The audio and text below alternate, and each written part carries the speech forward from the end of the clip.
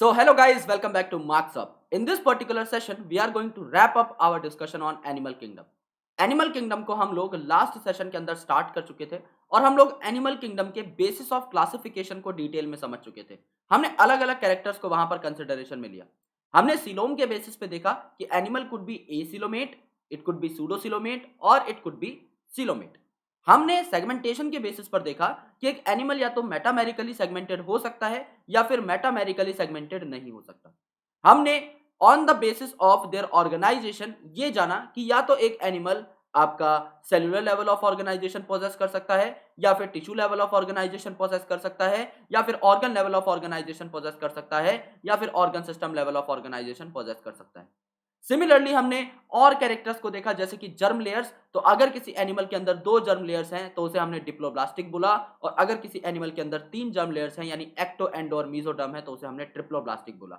और इन्हीं सारे कैरेक्टर्स के बेसिस पर हमने सारे के सारे नॉन कॉर्डेट्स को डिटेल में समझ लिया। हर नॉन कॉर्डेट की बेसिक प्रॉपर्टीज और हर नॉन कॉर्डेट की स्पेसिफाइड प्रॉपर्टीज हम लोग कर चुके हैं। यानी हम लोग Porifera, Coelenterata, Ctenophora, Platyhelminth, Aschelminth, Annelida, Arthropoda, Mollusca, Echinodermata और हेमिकॉर्डेटा को कंप्लीट कर चुके हैं। आज जो हमारी लास्ट फाइलम बचती है, which is the most important and most detailed phylum given in NCERT, Chordata के बारे में हम लोग जानने वाले हैं। तो मैं आपको ऑलरेडी कॉर्डेट्स और नॉन कॉर्डेट्स के बीच के डिफरेंसेस बता चुका हूं, but still we are going to take an account of these characters in a bit detail. तो यहां पर अगर मैं लिख दूं कॉर्डेट्स और स्लाइड के दूसरे एंड पर अगर मैं लिख दूं non chordates, then we can easily write up the differences between chordates and non chordates. अब पहली बात तो इनके नाम के अंदर घुस जाते हैं। अगर हम इनके नाम में चलेंगे तो इनके नाम में क्या है, कॉर्ड, और यहां पर है नॉन कॉर्ड। यानी कॉर्डेट्स के अंदर कोई कॉर्ड प्रेजेंट होगी जिसको आप क्या कहते हैं, नोटोकॉर्ड कहते हैं। तो here in chordates notochord is present, जबकि नॉन कॉर्डेट्स के अंदर जो नोटोकॉर्ड रहती है ये एब्सेंट होती है। तो नोटोकॉर्ड जो है यूजुअली आपकी एम्ब्रियोनिक स्टेज में प्रेजेंट होती है, बाद में इसे रिप्लेस कर दिया जाता है by vertebral column in case of vertebrate. काफी बार जो नोटोकॉर्ड है ये परसिस्टेंट भी होती है, यानी कि इसको रिटेन भी कर लिया जाता है।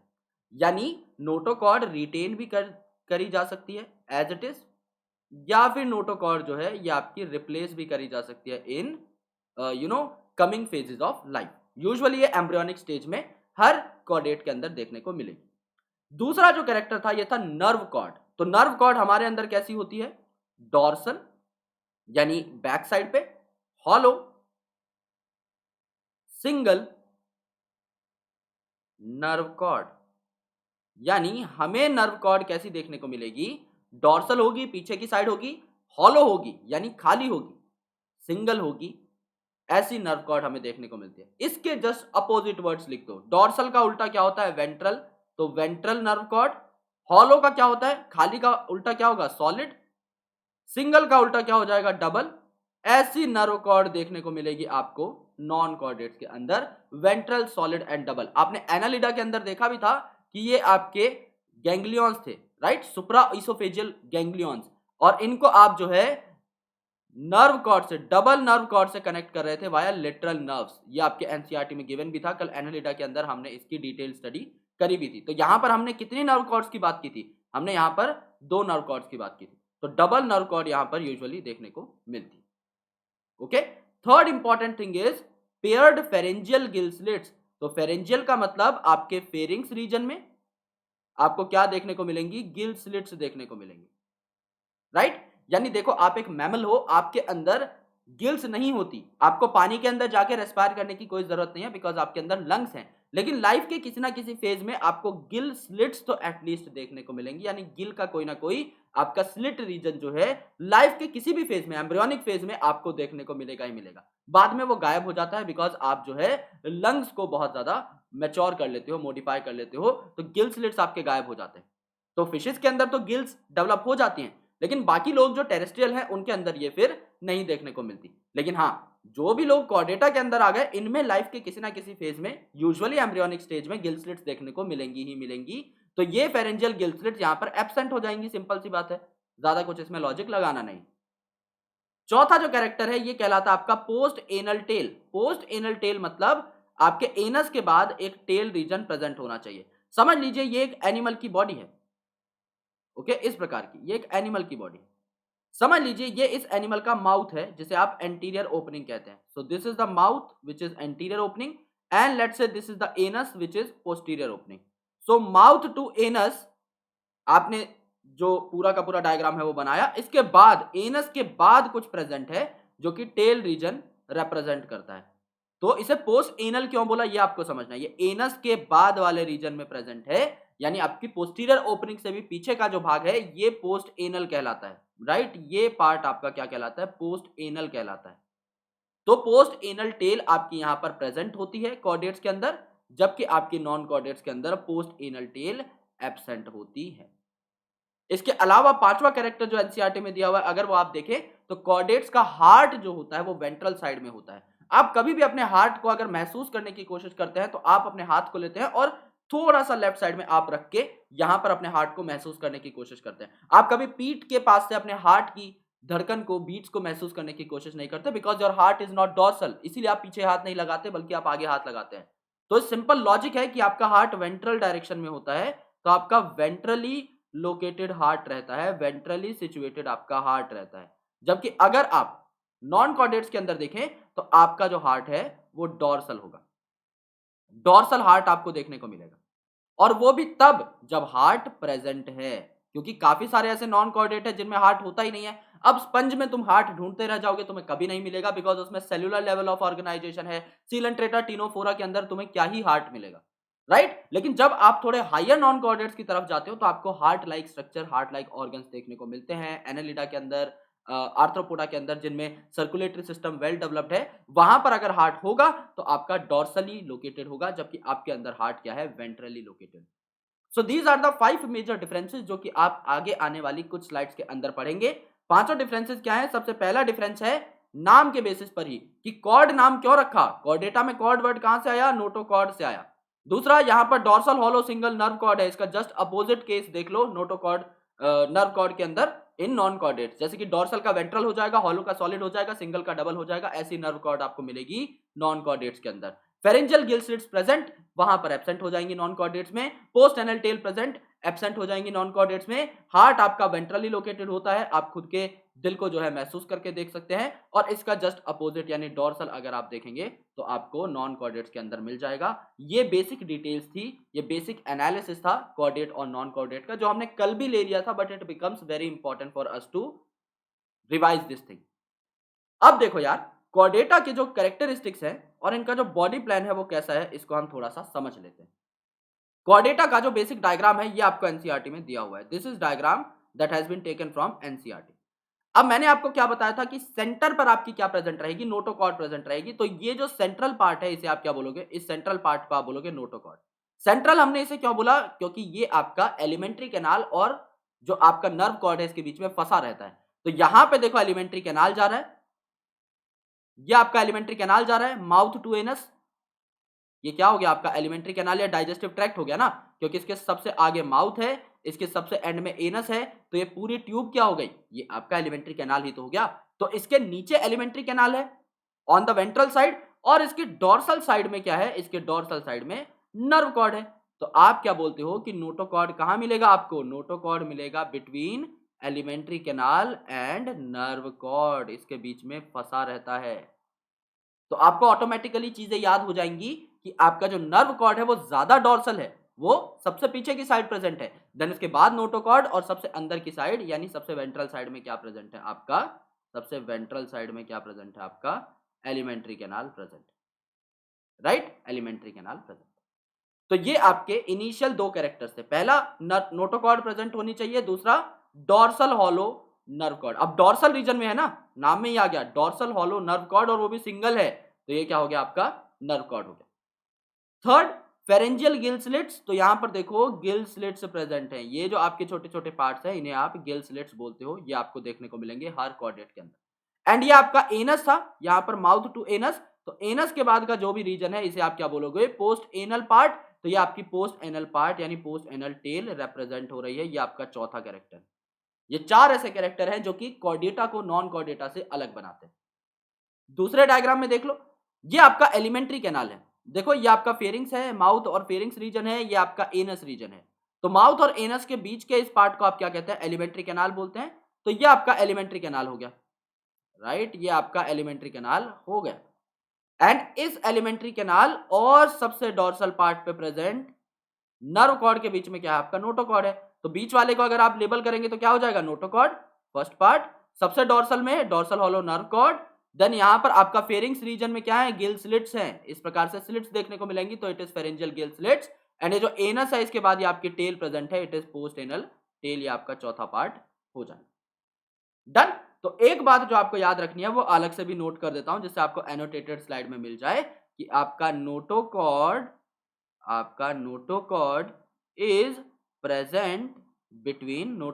Is present between alimentary canal and nerve cord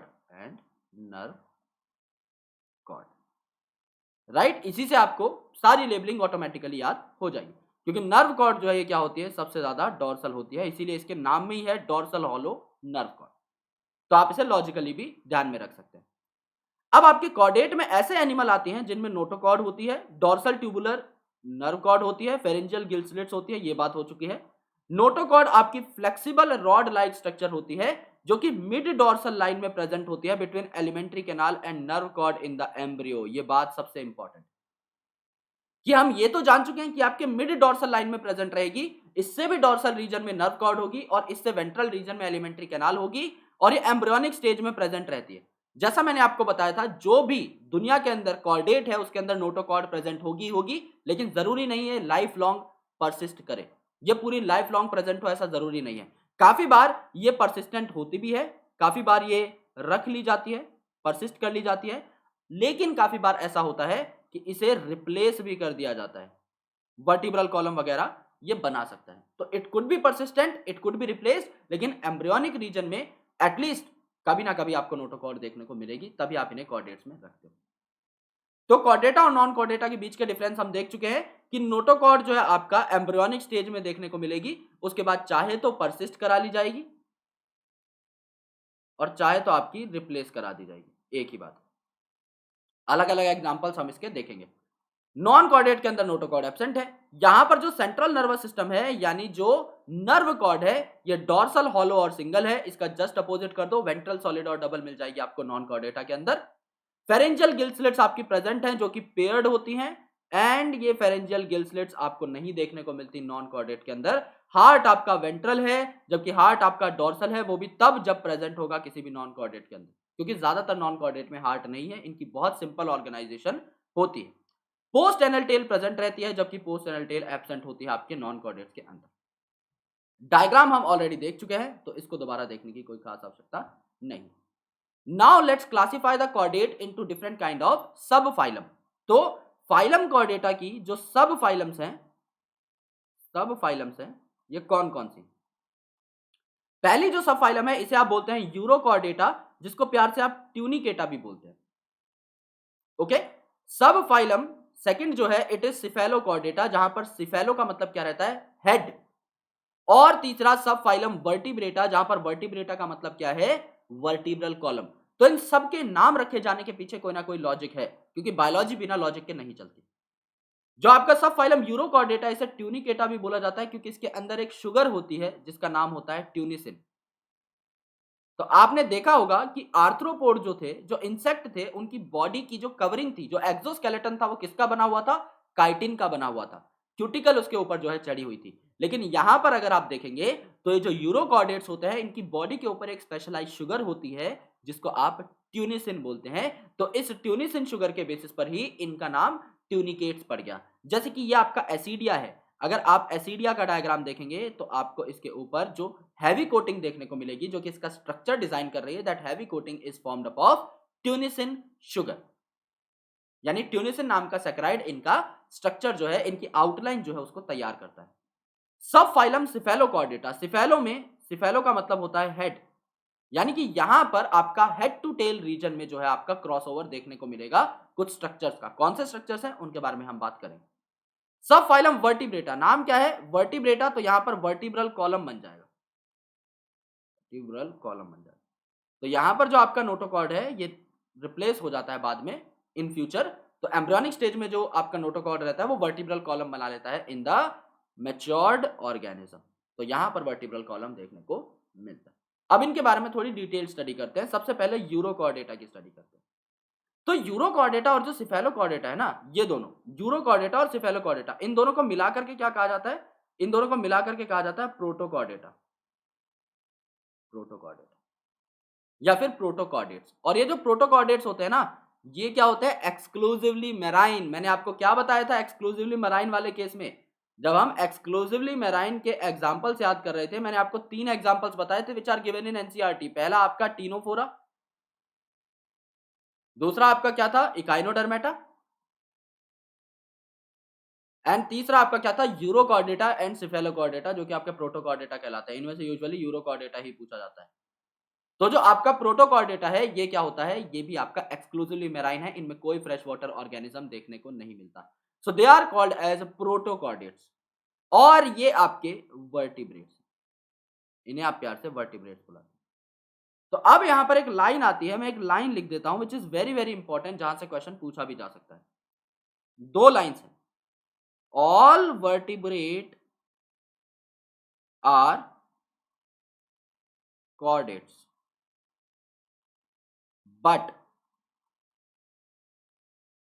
all chordates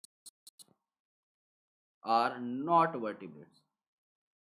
हमें ये लगता है कि वर्टिब्रेट और कॉर्डेट तो एक ही जैसे होते हैं, ये दोनों ही आपके हायर एनिमल बुलाए जाते हैं। तो क्या वर्टिब्रेट और कॉर्डेट सेम है? The answer is no. अगर आप देखें तो कॉर्डेटा एक फाइलम है, जबकि वर्टिब्रेटा उसके अंदर पाई जाने वाली एक सब फाइलम है। तो इन दोनों में से बड़ा कौन हुआ? इन दोनों में से बड़ा हुआ फाइलम कॉर्डेटा। तो फाइलम कॉर्डेटा के अंदर वर्टिब्रेटा पाई जा रही है, यानी जितने भी वर्टिब्रेट्स हैं वो कॉर्डेट जरूर होंगे, लेकिन जितने भी कॉर्डेट है वो वर्टिब्रेट हो ऐसा जरूरी नहीं, क्योंकि जो आपके यूरोकॉर्डेटा है और सिफेलोकॉर्डेटा है, जिनको आप प्रोटोकॉर्डेटा कह रहे थे, दे आर इनवर्टिब्रेट्स। इनमें थोड़ी वर्टिब्रल कॉलम है भाई। अगर इनमें वर्टिब्रल कॉलम होती तो ये वर्टिब्रेट में रख दिए जाते ना। इनके अंदर वर्टिब्रल कॉलम है, इसीलिए वर्टिब्रेटा में पुट किए गए। इन्हें इनवर्टिब्रेट क्यों बोला? क्योंकि वर्टिब्रल कॉलम इनमें नहीं है। यानी कि दुनिया में कुछ ऐसे भी कॉर्डेट है, दुनिया में कुछ ऐसे भी कॉर्डेट है जो कि इनवर्टिब्रेट है। और उन इनवर्टिब्रेट कॉर्डेट्स का क्या नाम है? इन इनवर्टिब्रेट कॉर्डेट्स का नाम है आपका प्रोटोकॉर्डेट्स। और इन प्रोटोकॉर्डेट्स के एग्जांपल्स क्या क्या हो जाएंगे? आपके यूरोकॉर्डेटा एंड सिफेलोकॉर्डेटा। सिफेलोकॉर्डेटा। तो urochordata and cephalochordata are chordates but they are not vertebrates. इसलिए कहा जाता है that all vertebrates are chordate but all chordates are not vertebrates. इस लाइन को हमें जो है ठीक तरीके से समझना है।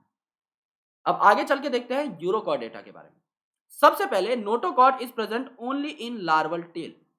पहली बात तो सिर्फ लार्वल रीजन में पाई जा रही है, यानी सिर्फ लार्वल जो स्टेज है उसके अंदर पाई जाएगी। दूसरा, सिर्फ टेल रीजन में पाई जाती है, इसीलिए इन्हें प्रोटोकॉर्डेट बोला। नोटोकॉर्ड इनके अंदर बहुत ज्यादा प्रचंड नहीं है, लेकिन लाइफ के कुछ फेजेस में देखने को जरूर मिलेगी। ओके, सिफेलोकॉर्डेटा में और एडवांस हो जाएगी एंड आपके जो वर्टिब्रेट है उनके अंदर और बेहतर तरीके से रिप्लेस हो जाएगी। तो यहां पर क्या है? आपके सिर्फ लार्वल टेल रीजन में, छोटे से रीजन में नोटोकॉर्ड पाई जाती है। बॉडी जो है ये एक शुगर से कवर्ड होती है, जिसको आप कहते हैं test, which is formed up of tunicin. तो ट्यूनिसिन नाम का जो शुगर है, ट्यूनिसिन नाम का जो सैकराइड है, इस सैकराइड से आपकी बॉडी कवर्ड होती है किसकी? यूरोकॉर्डेट्स की। दे आर एक्सक्लूसिवली मेराइन, जो कि मैंने आपको बताया था कि इनमें कोई भी फ्रेश वाटर ऑर्गेनिज्म नहीं मिलता। ये एक्सक्लूसिवली मेराइन है क्योंकि हमने 3 एग्जांपल पहले पढ़ लिए थे, Ctenophora, Echinodermata and urochordata. They exclusively marine में ही आएगा। दे आर हर्माफ्रोडाइट, मतलब कि इनमें यूजुअली सेक्सेस सेपरेट नहीं होते, जैसे कि आपका एसिडिया, साल्पा और डोलियोलम। तो आप इसको सैड नाम से याद कर सकते हैं। ओके, यूरोकॉर्डेटा के एग्जांपल सैड नाम से आप याद कर सकते हैं। A for Ascidia, S for Salpa, D for Doliolum. तो ये आपके सैड हो जाएंगे। एसिडिया, जो कि मैंने आपको लास्ट स्लाइड में दिखा दिया था, जिसके ऊपर ट्यूनिसिन की कोटिंग लगी हुई है, ये एसिडिया का डायग्राम है which is been given in NCERT. Salpa और जो डोलियोलम है ये थोड़े से ट्रांसपेरेंट दिखाई देते हैं। इनके ऊपर एक टेस्ट कवरिंग जो होती है ये इन्हें ट्रांसपेरेंट बना देती है। यहां पर देखो आपको साल्पा ट्रांसपेरेंट सा दिखाई दे रहा होगा। ओके, एंड ये जो डोलियोलम है ये भी आपको ट्रांसपेरेंट सा दिखाई दे रहा है। तो इनकी बॉडी के जो फीचर्स है उनको आप नोट कर सकते हैं विदाउट इवन हर्टिंग देम। तो काफी बार जो है ये अलग अलग वाइटल और डायनामिक बायोलॉजिकल स्टडीज में इस्तेमाल किए जाते हैं। ओके, चलिए अब देखो notochord from head to tail region, ये बात हो रही है सिफेलोकॉर्डेटा की। अब नाम क्या था, सिफेलो, सिफेलो का मतलब क्या होता है, हेड।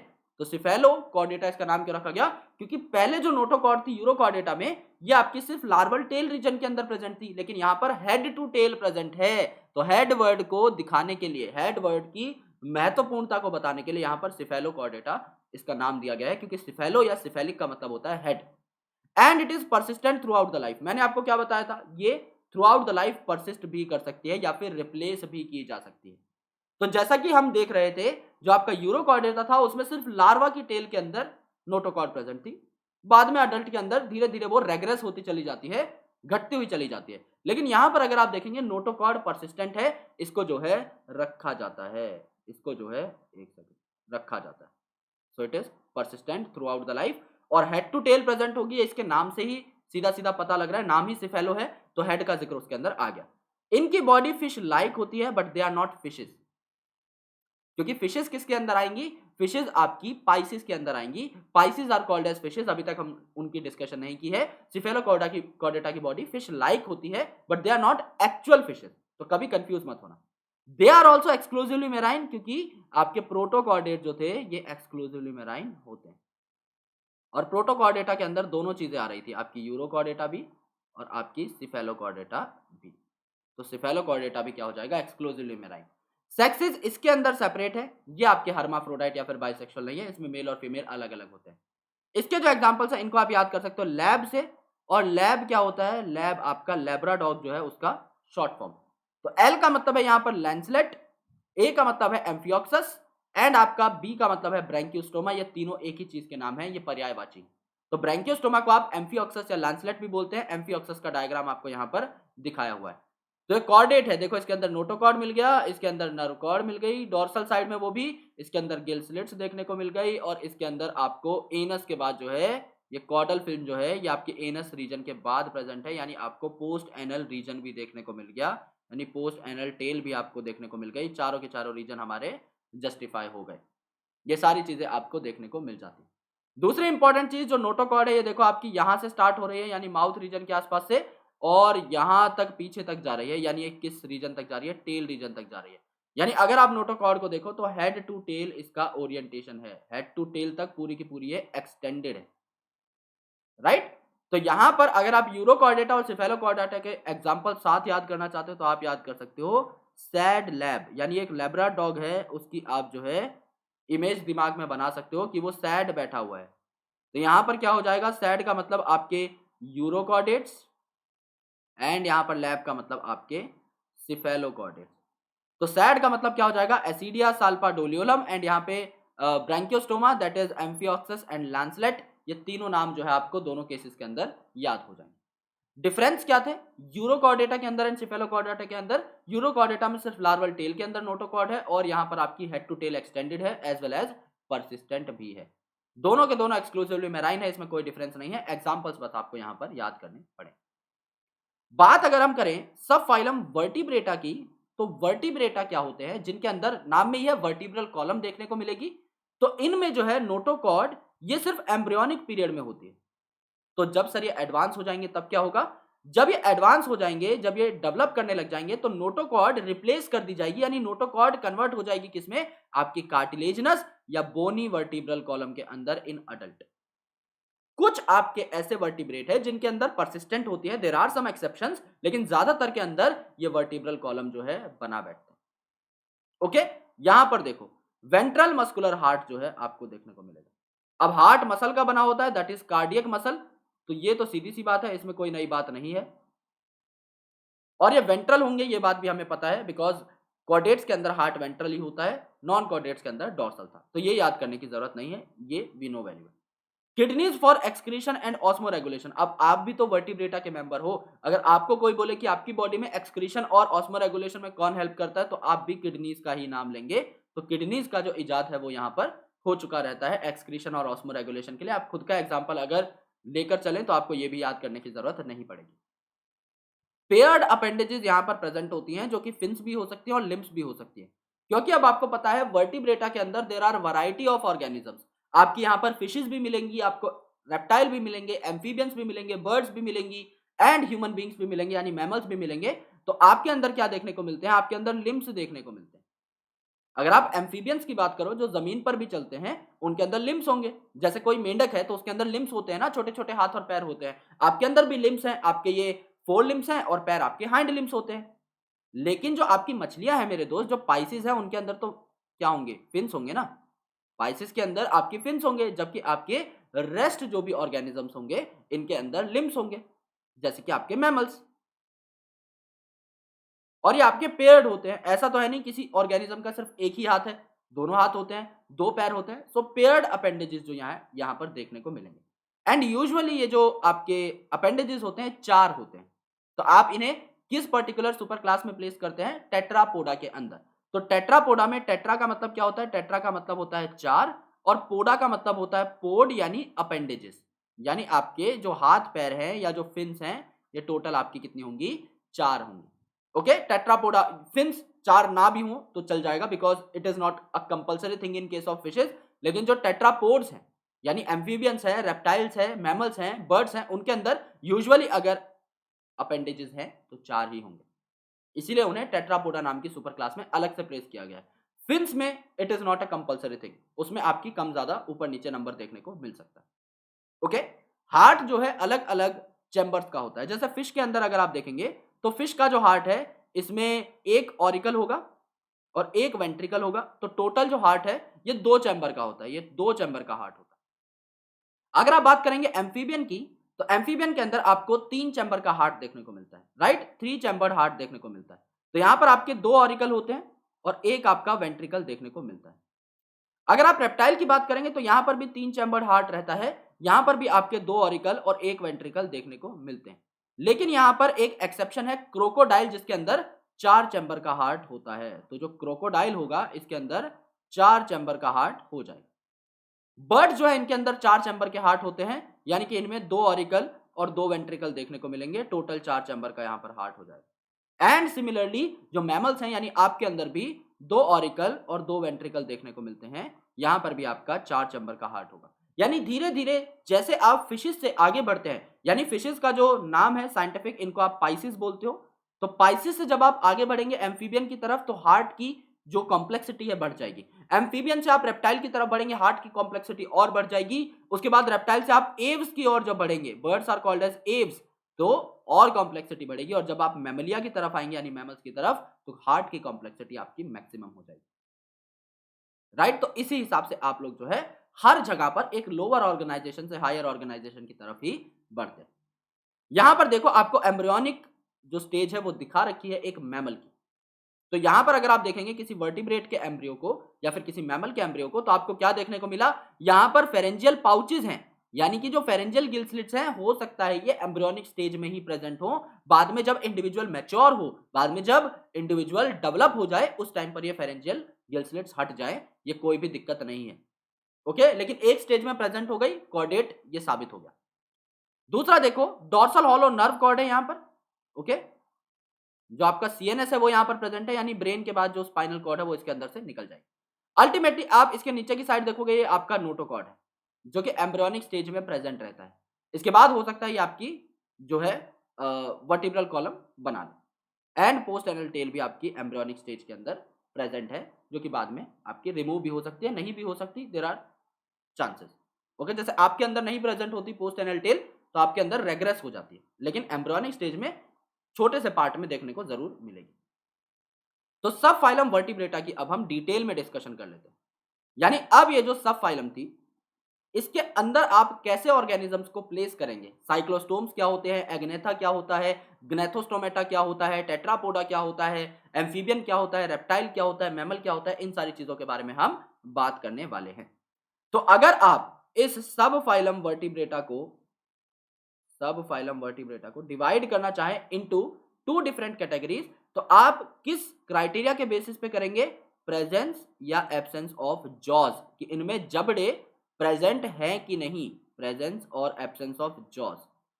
अगर इनके अंदर जबड़े प्रेजेंट नहीं है तो इन्हें क्या बोला जाता है? एग्नेथा। ए का मतलब एब्सेंट, ए का मतलब एब्सेंट और ग्नेथा का मतलब क्या होता है? जॉज।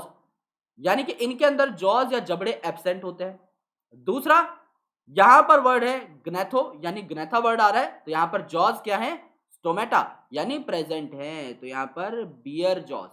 यानी अगर आप सब फाइलम वर्टिब्रेटा को दो अलग अलग कैटेगरीज में डिवाइड करें, इट कुड बी एग्नेथा जहां पर जॉज एब्सेंट होंगी, तो इन्हें जॉलेस वर्टिब्रेट्स कहा जाता है, और आपके ग्नेथोस्टोमेटा में आप इन्हें डिवाइड कर सकते हैं जिन्हें जॉ बियरिंग वर्टिब्रेट्स कहा जाता है। अब एग्नेथा के अंदर एक सिंगल क्लास है जिसको आप पढ़ते हैं, जिसका नाम है साइक्लोस्टोमेटा। स्टोमेटा का मतलब क्या रहता है? माउथ। तो जैसे ग्नेथो था, यानी कि यहां पर जॉज हैं किसके अंदर? माउथ के अंदर।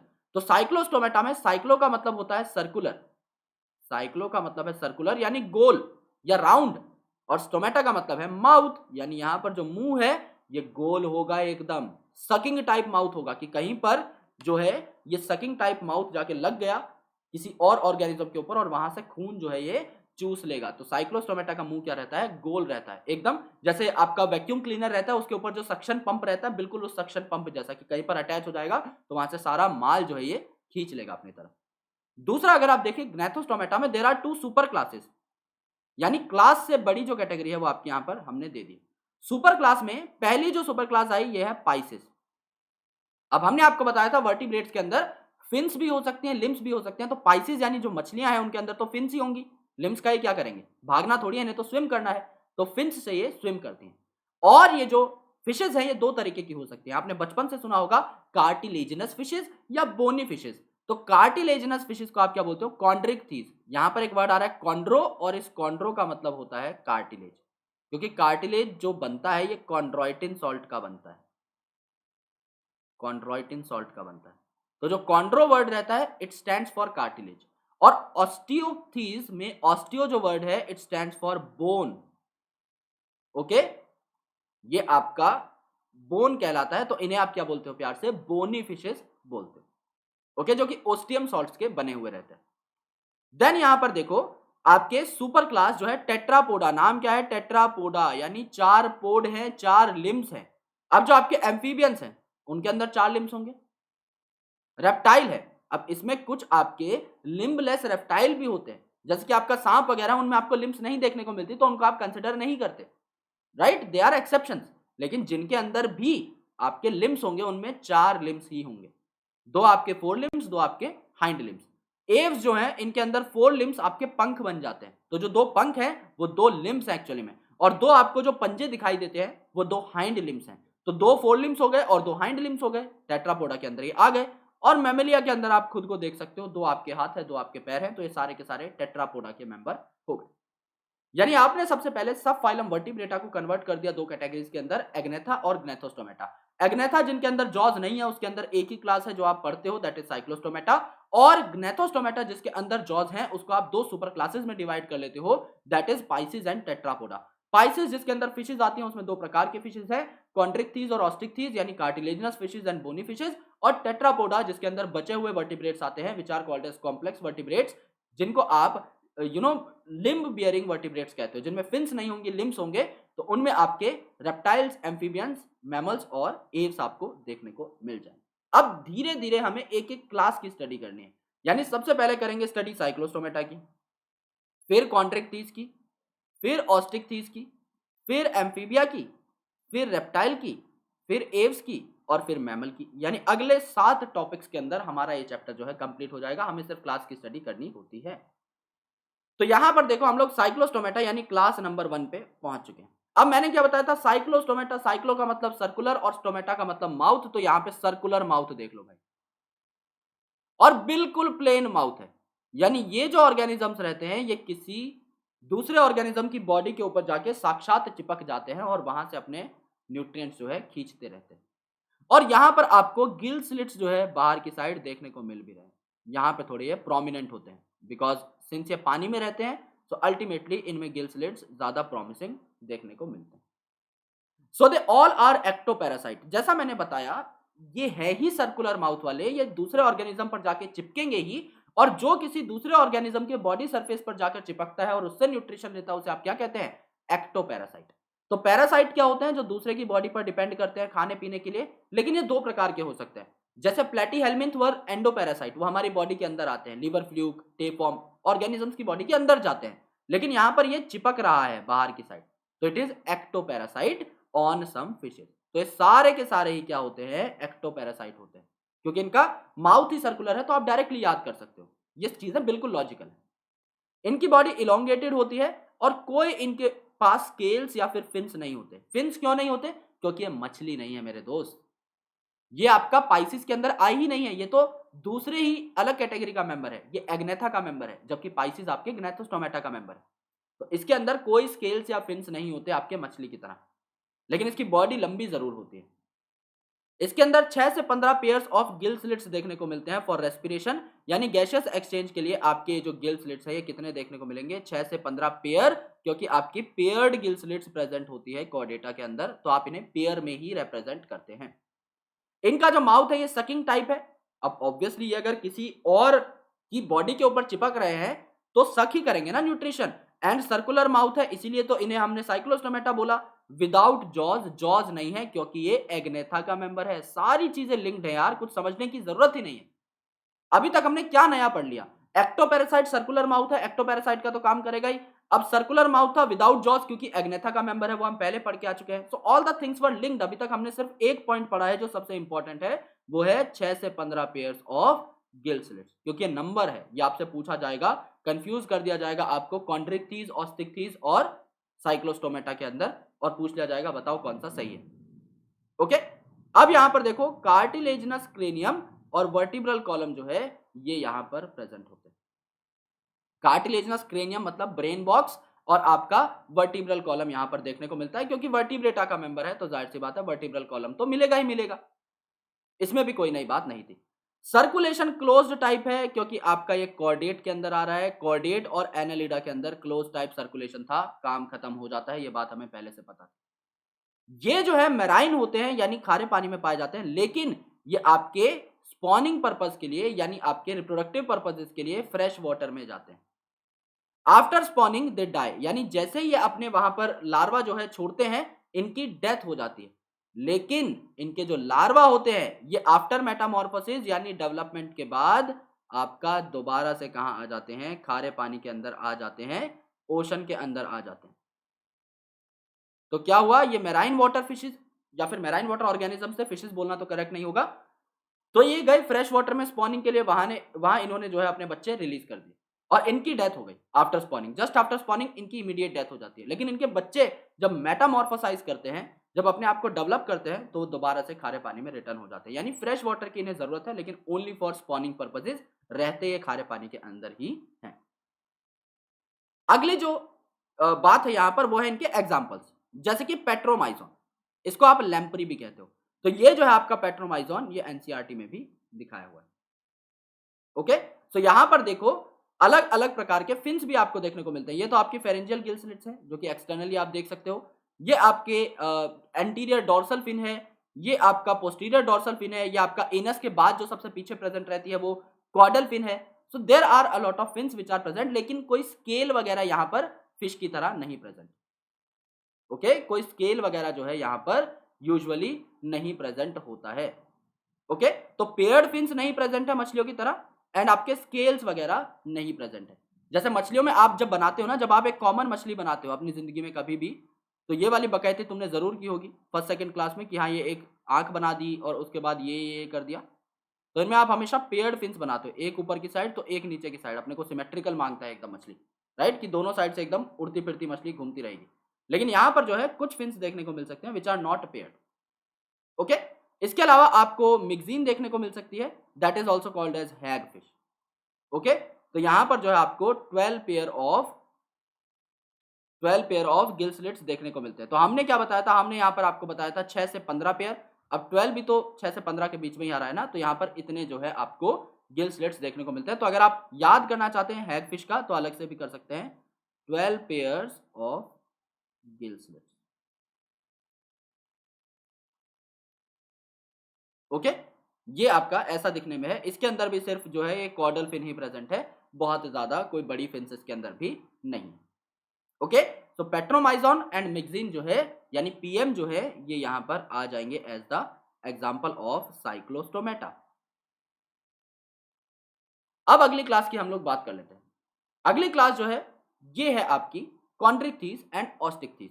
सो हमें पता है कि हमने सुपर क्लास पाइसिस को कन्वर्ट कर दिया था इनटू टू डिफरेंट क्लासेस, और एक क्लासेस कौन सी थी आपकी कार्टिलेजिनस फिशेस जिनमें कार्टिलेजिनस एंडोस्केलेटन मिलेगा क्योंकि इनमें वर्ड ही आ रहा है कॉन्ड्रो जिसका मतलब है कार्टिलेज, और यहां पर बोनी फिशेस जिनमें बोनी एंडोस्केलेटन मिलेगा क्योंकि इनके अंदर वर्ड ही आ रहा है ऑस्टियो जिसका मतलब होता है बोन। तो यहां पर हम सबसे पहले इनका कंपैरेटिव एनालिसिस देखेंगे और दोनों हमारी साथ साथ कंप्लीट हो जाएंगे। तो जो सेकंड क्लास हम पढ़ रहे हैं यह आपकी कॉन्ड्रिक्थिस और जो थर्ड क्लास हम लोग पढ़ रहे हैं यह ऑस्टिक्थिस। इनके बीच में वाइटल डिफरेंसेस हैं, जैसे कि जो कॉन्ड्रिक्थिस है ये यूजुअली मैराइन होती है यानी ज्यादातर आपके खारे पानी में ही मिलती है, जबकि आपकी जो बोनी फिशेस है ये मैराइन के साथ साथ फ्रेश वाटर में भी इक्विवेलेंटली पाई जा सकती है। इनकी बॉडी स्ट्रीमलाइंड होती है यानी जैसे आप मछली ड्रॉ करते हैं ना ऐसी, बिल्कुल ऐसी स्ट्रीमलाइन बॉडी इनकी होती है। मछलियों की तो बॉडी होती है स्ट्रीमलाइन है, तो यहां पर भी कोई नई बात नहीं है, जो बोनी फिशेस है उनमें भी आपको स्ट्रीमलाइन बॉडी ही देखने को मिलेगी। लेकिन जो कॉन्ड्रिक्थिस है ये बड़ी मछलियां रहती हैं और ये शिकारी रहती है, जैसे कि आप यहाँ पर शार्क वगैरह देख सकते हो ना, तो शार्क जो है आपकी यहाँ पर प्रिडेशियस रहती है, चीजों का शिकार करती है। काफी ज्यादा एक्सीडेंट्स हो जाते हैं आपके सी के अंदर just because of shark. Accidents in the sense कि काफी सारे आपने ऐसे इंसिडेंट सुने होंगे जहां पर किसी आदमी को जो है शार्क ने खा लिया and ultimately there are a lot of you know things like that जो कि न्यूज में अक्सर आती रहती है, तो ये बहुत ही ज्यादा खतरनाक होती है। तो इनका जो एंडोस्केलेटन है वो कार्टिलेज का बना हुआ है, जबकि बोनी फिशेस में बोन का बना हुआ है। यहाँ पे आप देख सकते हो कार्टिलेजिनस एंडोस्केलेटन है, बहुत ज्यादा कुछ बोनी आउटलाइन आपको नहीं देखने को मिल रही, लेकिन यहाँ पर अगर आप देखोगे तो पूरा ही आपका बोनी एंडोस्केलेटन, राइट। तो यहाँ पर एक फ्रेमवर्क की तो जरूरत है, दैट इज ऑब्वियस, लेकिन इसके अलावा ज्यादातर जो पार्ट है that is formed up of cartilage. लेकिन दूसरी जगह अगर आप बोनी फिशेस को देखो तो आपको कांटे ही कांटे आपको जो है बोन्स ही बोन्स देखने को मिलेंगे। Notochord is persistent through out life. Notochord यहां पर परसिस्ट करती है जो कि हमने बताया था, it could be a case. लेकिन अगर आप देखें ऑस्टिक्थिस के अंदर तो आपका यहां पर notochord through out the life persist नहीं भी करती हुई देखी जा सकती है। So this point is very important, ये पॉइंट आप लोग अलग से नोट कर लीजिए, इसको मैं हाईलाइट भी कर देता हूं। यहां से क्वेश्चन पूछा जा सकता है कि notochord is persistent in which particular organism. तो आपने इससे पहले एक बार परसिस्टेंट नोटोकॉर्ड देखी है बस, और एक बार आपने यहां पर देखी, दैट्स इट। इसके अलावा देखो यार, माउथ अगर आप देखोगे तो वेंट्रल है। अगर आप शार्क का माउथ देखोगे तो वो नीचे की साइड प्रेजेंट रहता है। वेंट्रल मतलब कि अगर ये शार्क ऐसे तैर रही है तो एक तो टर्मिनल माउथ होता है, यानी कि इस प्रकार की अगर मछली है तो एक तो इसका माउथ यहां पर हो, इसे आप क्या कहते हैं टर्मिनल माउथ, और एक इस प्रकार की मछली है तो इसका माउथ यहां पर हो, इसे आप कहते हैं वेंट्रल माउथ, राइट। तो ये वेंट्रल माउथ कहां देखने को मिल रहा है, आपका शार्क वगैरह में देखने को मिल रहा है। तो इनका माउथ नीचे की साइड होता है एंड इनकी जॉज बहुत पावरफुल होती है। क्यों होती है जॉज पावरफुल, क्योंकि पीछे से लिंक कर लो ना भाई, ये प्रेडेशियस होती हैं, ये शिकार करती हैं। अगर ये प्रेडेशियस है तो इनकी जॉज का पावरफुल होना बनता है, एज वेल एज इनके जो दांत है इनका बहुत ही ज्यादा कठोर होना भी बनता है, ओके। और दूसरी जो मछली है यानी ऑस्टिक्थिस, इनका माउथ टर्मिनल होता है। जो आप बचपन में मछली बनाते हो ना, जो आप बचपन से काम करते आ रहे हो, वो क्या है, वो आपकी बोनी फिश है। ये बात याद रखना, क्योंकि जब आप बोनी फिश बनाओगे, मैं आपको एक बोनी फिश बना के दिखाता हूं, समझ लो कि मैंने एक ऐसी मछली बनाई इस प्रकार की। ये जो हम बनाते हैं बचपन में, इस पे हम एक ऐसी चीज लगाते हैं, यहां पे आंख बना देते हैं, फिर यहां पर ऐसे एक पक्का डिमार्केशन बनाते हैं, दैट इज कंपलसरी। ये जो डिमार्केशन है मेरे दोस्त, ये क्या होता है, ये ओपरकुलम होता है। आज जान लो कि जो अभी तक हम बना रहे थे ये क्या था, ये आपका गिल का कवर था जिसे आप ओपरकुलम बोलते हो, ओके। और इसके बाद जो हम ऐसे ऐसे बनाते हैं ना, ये आपके क्या है, ये आपके सर्कुलर स्केल्स है जिनको आप साइक्लॉइड स्केल्स बोलते हो। यानी ये जो हमने बचपन में जिंदगी में मछली बनाई है ना, ये क्या है, ये आपकी बोनी फिश है। ये क्या है, आपके साइक्लॉइड स्केल्स है, साइक्लॉइड स्केल्स है और टिनॉइड स्केल्स है। जबकि यहां पर क्या पाए जाते हैं, तो यहां पर साइक्लॉइड स्केल्स पाए जाएंगे, टिनॉइड स्केल पाए जाएंगे जो कि सर्कुलर होते हैं। लेकिन ये जो आपकी कार्टिलेजिनस फिश है, यहां पर क्या पाए जाते हैं, प्लेकॉइड स्केल। और यही प्लेकॉइड स्केल्स मॉडिफाई होकर क्या बनाते हैं, इसके दांत भी बनाते हैं। यानी यही प्लेकॉइड स्केल आपके शार्क वगैरह के या फिर कार्टिलेजिनस फिशेस के दांत बनाते हैं, जो कि इनको किसी भी ऑर्गेनिज्म को फाड़ करके खाने में हेल्प करते हैं, शिकार करने में हेल्प करते हैं, राइट। तो कॉन्ड्रिक्थिस में क्या हुआ, gill slits are without operculum, यानी कोई गिल कवर नहीं है। क्योंकि जब आप शार्क बनाते हो तो शार्क में ये वाला काम थोड़ी करते हो, जो हम यहाँ से अभी ब्लैक से बनाने वाले हैं, ये वाला काम तुमने कभी शार्क को बनाते हुए थोड़ी किया है भाई। ये जो आपका गिल कवर है, ये आप सिर्फ बोनी फिशेस में बनाते हो। तो यहाँ पर कोई भी गिल कवर या ओपरकुलम देखने को नहीं मिलता। तो ओपरकुलम या गिल कवरिंग यहाँ पर एब्सेंट है। लेकिन अगर आप दूसरे केस में देखो, जो मछली तुमने जिंदगी भर बनाई है, यहाँ पर आपका ओपरकुलम आपको बनाना पड़ेगा, because it is compulsory. Second, यहां पर 4 पेयर ऑफ गिल्स हैं, ये आपका करेक्ट नंबर है एकदम। 4 पेयर मतलब 4 पेयर। लास्ट में 6 से 15 बहुत वेरी कर रहा था आपका साइक्लोस्टोमेटा के अंदर, लेकिन यहां पर 4 पेयर ऑफ गिल्स मतलब 4 पेयर ऑफ गिल्स। हाँ, कॉन्ड्रिक्थिस जो है इनमें वेरी कर सकता है। इनमें जो आपके गिल्स का नंबर है पेयर, ये 4 से 7 पेयर ऑफ गिल स्लिट्स हो सकता है। तो कॉन्ड्रिक्थिस के अंदर वेरिएबल है, जबकि आपका 4 पेयर होता है ऑस्टिक्थिस के अंदर कंपल्सरीली। तो यहां पर देखो यार, यहां पर आपकी आंख है, यहां पर आपका स्पिरेकल है, एंड ये गिल स्लिट्स हैं। लेकिन इन गिल स्लिट्स के ऊपर कोई कवर नहीं है, नो कवर। गिल स्लिट्स आपकी सीधी बाहर दिखाई दे रही है। लेकिन जो बोनी फिशेज है, इनके अंदर गिल्स अंदर की साइड होती है, तो इसके ऊपर एक कवर चाहिए। ये जो कवर है जो आप बनाते हो ना, ये जो आप ऐसे बनाते हो मछली के अंदर, ये क्या है? ये आपका ओपरकुलम है। ये आपका ओपरकुलम, राइट? ये जो आप बनाते हो सर्कुलर कर्वेचर, ये आपका ओपरकुलम में आ जाएगा। Now the scales that you are going to see in case of chondrichthyes or the cartilaginous fishes are placoid scale. Placoid scales जो रहते हैं ये बहुत ही ज़्यादा टफ रहते हैं, और ये इतने ज़्यादा टफ रहते हैं कि आफ्टर मॉडिफिकेशन ये एक शार्क के दांत तक बना सकते हैं, जो कि बैकवर्डली डायरेक्टेड रहते हैं। तो एक शार्क के दांत जब आप देखेंगे, ये पीछे की साइड मुड़े हुए रहेंगे। आप ऐसे देखेंगे ये पीछे की साइड घूमे हुए हैं। जैसे कि एक शेर है, उसके दांत भी आपको इस तरीके से दिखाई देते हैं, थोड़े से अंदर की साइड कर्व्ड होते हैं। यानी ये अगर किसी चीज को पकड़ ले, और वो चीज यानी कि वो जानवर अगर अपने आप को बचाने की भी कोशिश करे, शेर के मुंह से दूर जाने की भी कोशिश करे, तो वो अपनी बॉडी को ही नुकसान पहुंचा बैठे और वो खुद को ही फाड़ बैठे। तो इस प्रकार के दांत जो होते हैं शार्क के, जब ये किसी प्रे को पकड़ लेंगे और प्रे अगर दूर जाने की कोशिश करेगी, तो अल्टीमेटली ये दांतों की जो पोजीशन है, इसकी वजह से और ज्यादा हेल्प कर रही है प्रिडेशन में एक बड़े ऑर्गेनिज्म को। तो जो शार्क रहती है या फिर कोई भी आपका प्रिडेटरी ऑर्गेनिज्म है, उसके दांत हमेशा आपको बैकवर्डली डायरेक्टेड मिलते हैं। तो ये जो दांत होंगे शार्क के, ये क्या है? These are modified placoid scales. यहाँ पर आपको मोडिफाइड प्लेकॉइड स्केल्स देखने को मिलते हैं। जबकि अगर आप बात करें ऑस्टिक्थीज की, यानी आपकी बोनी फिशेस की, तो यहाँ पर आपके साइक्लॉइड या टिनॉइड स्केल देखने को मिलते हैं। जब हम मछली ड्रॉ करते हैं, तो मछली में हम लोग सबसे पहले क्या बनाते हैं? इसकी स्ट्रीमलाइन बॉडी, उसके बाद यहाँ पर आंख बना दी, एंड इसके ऊपर बना दिया ओपरकुलम यानी गिल कवर, एंड ऐसे छोटे छोटे गोल गोल से हम स्ट्रक्चर बनाने स्टार्ट कर देते हैं। तो ये जो छोटे छोटे गोल गोल स्ट्रक्चर है जो हम बचपन से बनाते हुए आ रहे हैं, ये क्या है? ये आपके साइक्लॉइड स्केल्स हैं। तो टिनॉइड स्केल क्या होते हैं? टिनॉइड स्केल के ऊपर छोटी छोटी स्पाइनी प्रोजेक्शंस होती हैं, लेकिन जो आपका स्मूथ प्रोजेक्शन होगा, यानी स्मूथ जो अपीयरेंस होगी, ये आपके साइक्लॉइड स्केल में देखने को मिलेगी, राइट? तो ये जो जनरली हम लोग स्ट्रक्चर्स बनाते हैं, दीज आर साइक्लॉइड स्केल्स। लेकिन इसके ऊपर अगर थोड़े बहुत स्पाइनी प्रोजेक्शंस लगे हुए हैं, स्पाइनी अपीयरेंस अगर इसकी हमें दिखाई दे रही है, इसका मतलब ये आपके टिनोइड स्केल्स कैरी करेगा। लेकिन शार्क की बॉडी पर आपको कुछ भी ऐसा देखने को नहीं मिलता, वहां पर प्लेकॉइड स्केल्स होते हैं। ओके, सो टीथ जो बनते हैं, ये भी आपके मॉडिफाइड प्लेकॉइड स्केल्स ही बनाते हैं, जो कि बैकवर्डली डायरेक्टेड रहते हैं, जिससे कि ये शिकार कर पाए। इनके प्रेडेटरी हैबिट में हेल्प करते हैं ये मॉडिफाइड प्लेकॉइड स्केल, जिसको आप टीथ बोलकर भी रिप्रेजेंट कर सकते हैं।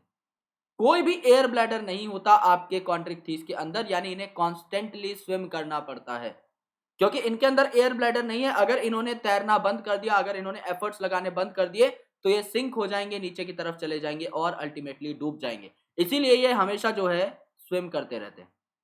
लेकिन आपका एयर ब्लैडर प्रेजेंट होता है कहां पर?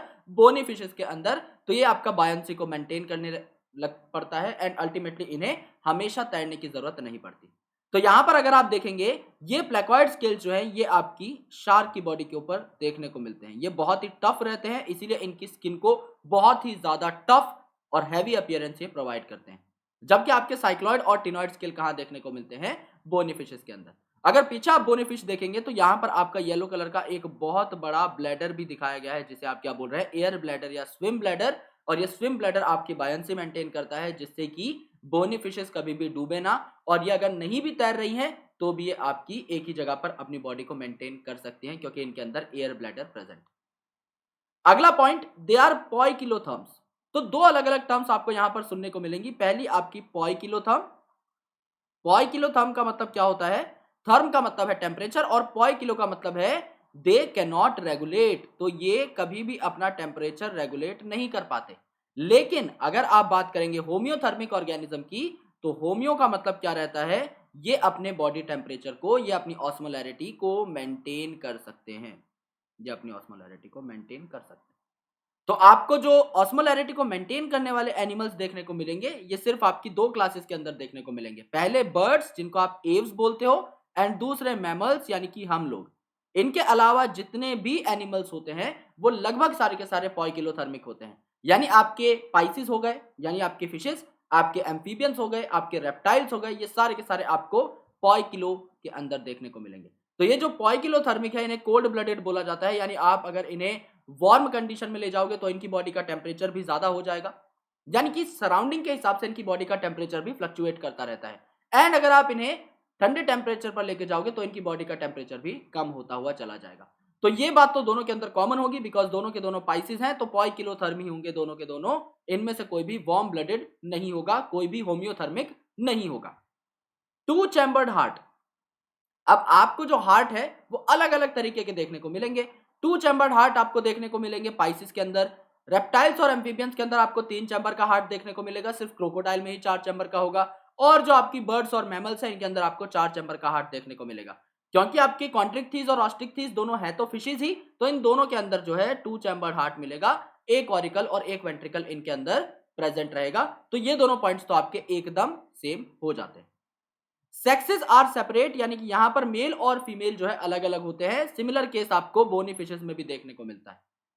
यहां पर एक इंपॉर्टेंट लाइन है एनसीईआरटी की कि मेल के अंदर कॉन्ट्रिक्टीज में पेल्विक फिन्स जो होती हैं, यानी पेल्विक रीजन के पास जो फिन्स होती हैं, रिप्रोडक्टिव रीजन के पास जो फिन्स होती हैं, वहां पर क्लैस्पर्स होते हैं।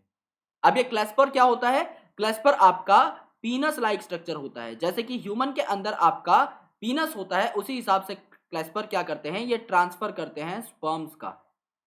ओके, ट्रांसफर करते हैं स्पर्म्स का। कहां पर ट्रांसफर करेंगे? ये स्पर्म्स को ट्रांसफर करेंगे जेनाइटल ट्रैक्ट ऑफ फीमेल। तो जो आपकी फीमेल फिश है, यहां पर इसके अंदर ये अपने स्पर्म्स को ट्रांसफर कर सकते हैं। तो यहां पर आपको क्या देखने को मिलता है? फीमेल के अंदर क्लोएका।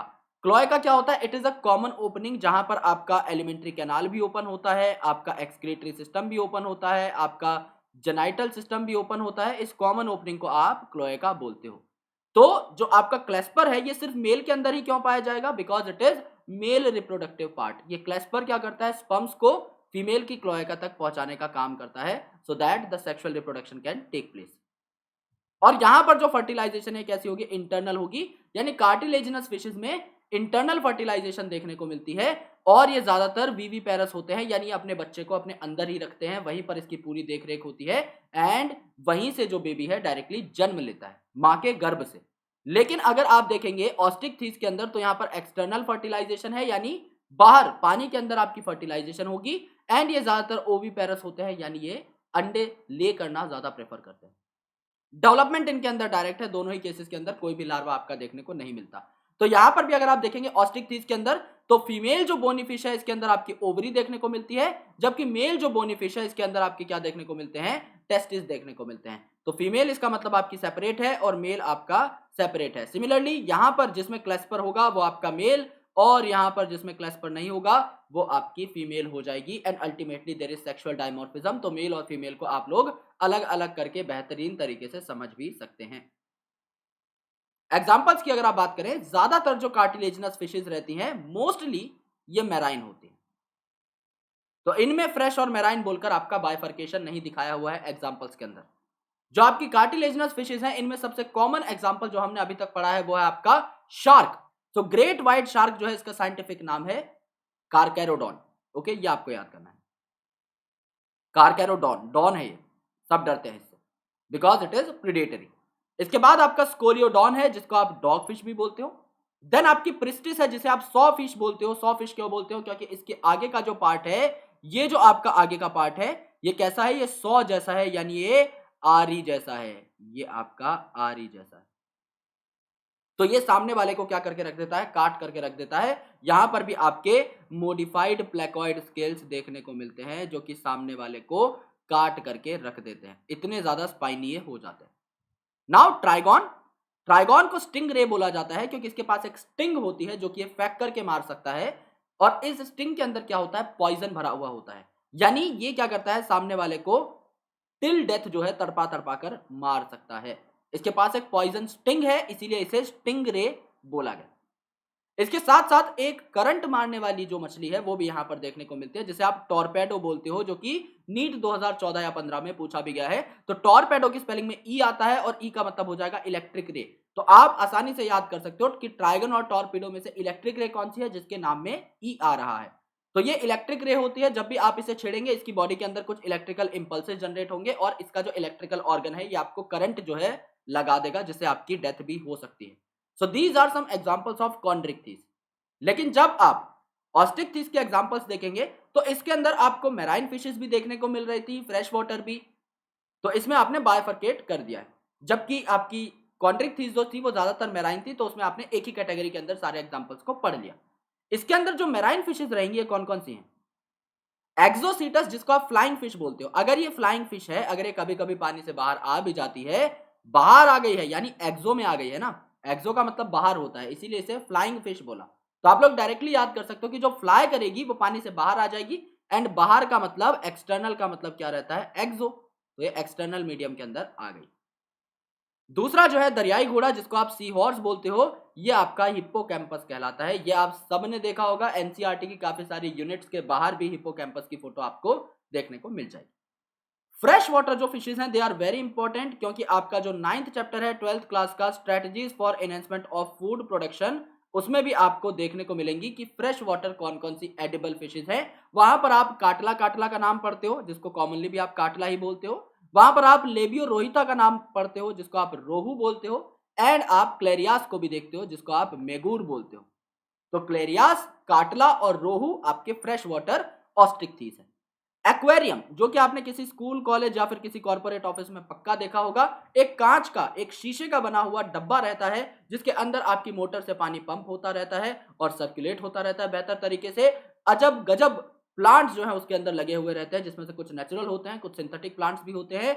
कलर किए हुए अलग अलग स्टोन्स उसके अंदर रखे रहते हैं, और कुछ मछलियों को छोड़ दिया जाता है, जिसको आर्टिफिशियल फूड भी आप लोग दे सकते हो। तो ये जो मछलियां हैं जो सबसे कॉमनली यूज किए जाते हैं, उसमें एक जो मेल है वो है आपका बेटा, एंड जो फीमेल है वो है एंजल। ओके, तो बेटा जो है रिबेलियस है, लाइक बेटा जो है, बिगड़ा हुआ बेटा हमेशा लड़ता रहता है, तो इसे फाइटिंग फिश भी कहा जाता है। लेकिन इसे क्यों रखते हैं एक्वेरियम में? क्योंकि बहुत सुंदर दिखाई देता है। देखो यार कितनी प्यारी सी फिश है, right? Just because of its beauty इसे जो है एक्वेरियम के अंदर रखा जाता है। सिमिलरली जो टेरोफिलम है, जिसे आप एंजल फिश भी बोलते हो, इसकी जो शेप है बहुत प्यारी रहती है और ये एक लीफ जैसा दिखाई देता है, इसीलिए इसका नाम क्या है, टेरोफिलम। फिलम में फाइल का मतलब क्या रहता है, लीफ। तो लीफ लाइक फिश आपको देखने को मिलती है एक्वेरियम के अंदर। That's why it is also most commonly used as a aquarium fish. यहां पर अब हम कुछ पर्टिकुलर कैरेक्टर्स को जस्टिफाई करने वाले हैं बोनी फिश के, क्योंकि ये आपकी बोनी फिश है। तो बोनी फिश के अंदर हम देखेंगे कि कौन कौन से कैरेक्टर सबसे इंपॉर्टेंट आपके रहे। तो सबसे पहली चीज, जब हम एक फिश को ड्रॉ करते हैं, हम लोग बेसिक स्ट्रीमलाइन बॉडी बनाते हैं, तो बॉडी स्ट्रीमलाइन हो जाएगी, that is very obvious thing.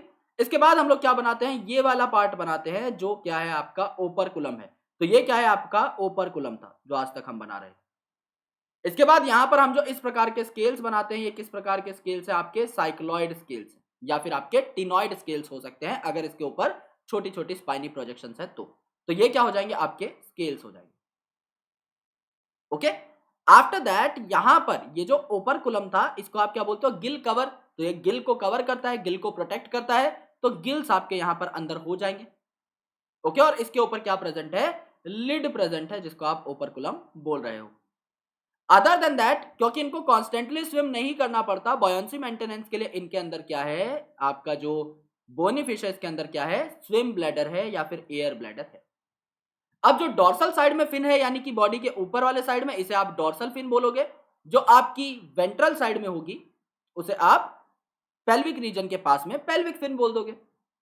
Okay, and यहां पर जो एनस के पास में फिन होगी इसे आप एनल फिन बोल दोगे, और एनस के बाद जो प्रेजेंट रहती है ना सबसे एंड में, इसे आप कॉर्डल फिन बोलते हो। जो सबसे पीछे आपको देखने को मिलती है दैट इज कॉर्डल फिन। इसके अलावा सारे के सारे जनरलाइज कैरेक्टर है, आई डोंट थिंक इसमें से कुछ भी आपको पढ़ना पड़ेगा। यही सारे इंपॉर्टेंट पॉइंट थे that you need to take into account. इसको एक बार देख लेते हैं। तो ओपरकुलम हो गया जो कि गिल्स को कवर करता है, पेल्विक रीजन में पेल्विक फिन, ऊपर की साइड में डॉर्सल फिन, स्विम ब्लैडर जो कि इसको सिंक नहीं होने देता, स्केल जो कि साइक्लॉइड या टिनॉइड टाइप के हो सकते हैं, एनल फिन आपके एनल के पास, और सबसे एंड में आपकी पोस्टीरियर कॉर्डल फिन देखने को मिलती है। ये आपके बोनी फिश के मोस्ट ऑफ द कैरेक्टर्स हो गए जो कि एनसीईआरटी में गिवन है।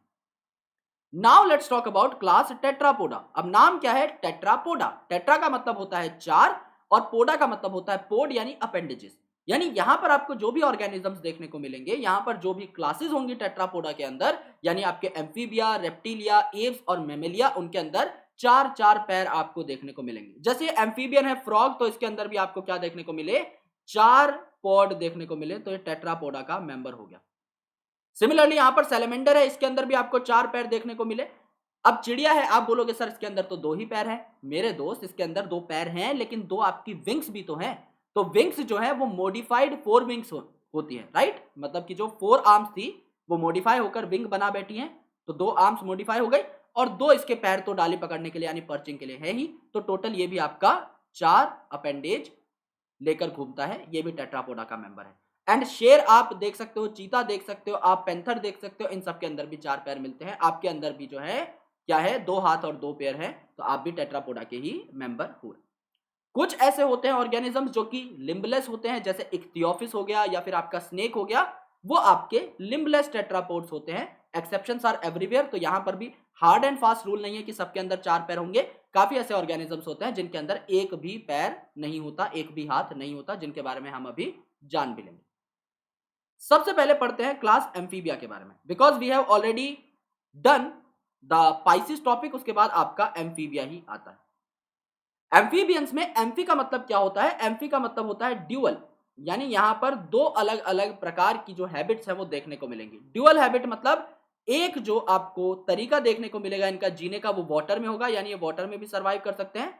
और दूसरा जो तरीका आपको इनके जीने का देखने को मिलेगा वो होगा लैंड ओरिएंटेड यानी टेरेस्ट्रियल, तो ये आपका जमीन के ऊपर भी सर्वाइव कर सकते हैं। यानी ये आपके पानी में भी देखने को मिलेंगे, एज वेल एज ये आपको जमीन के ऊपर भी देखने को मिल जाएंगे। सो ये एक्वाटिक भी हो सकते हैं एज वेल एज टेरेस्ट्रियल भी हो सकते हैं, लेकिन इनको पानी की जरूरत होती है ब्रीडिंग के लिए, तो ये पानी के आसपास ही यूजुअली पाए जाते हैं, या फिर इनकी स्किन मॉइस्ट होती है।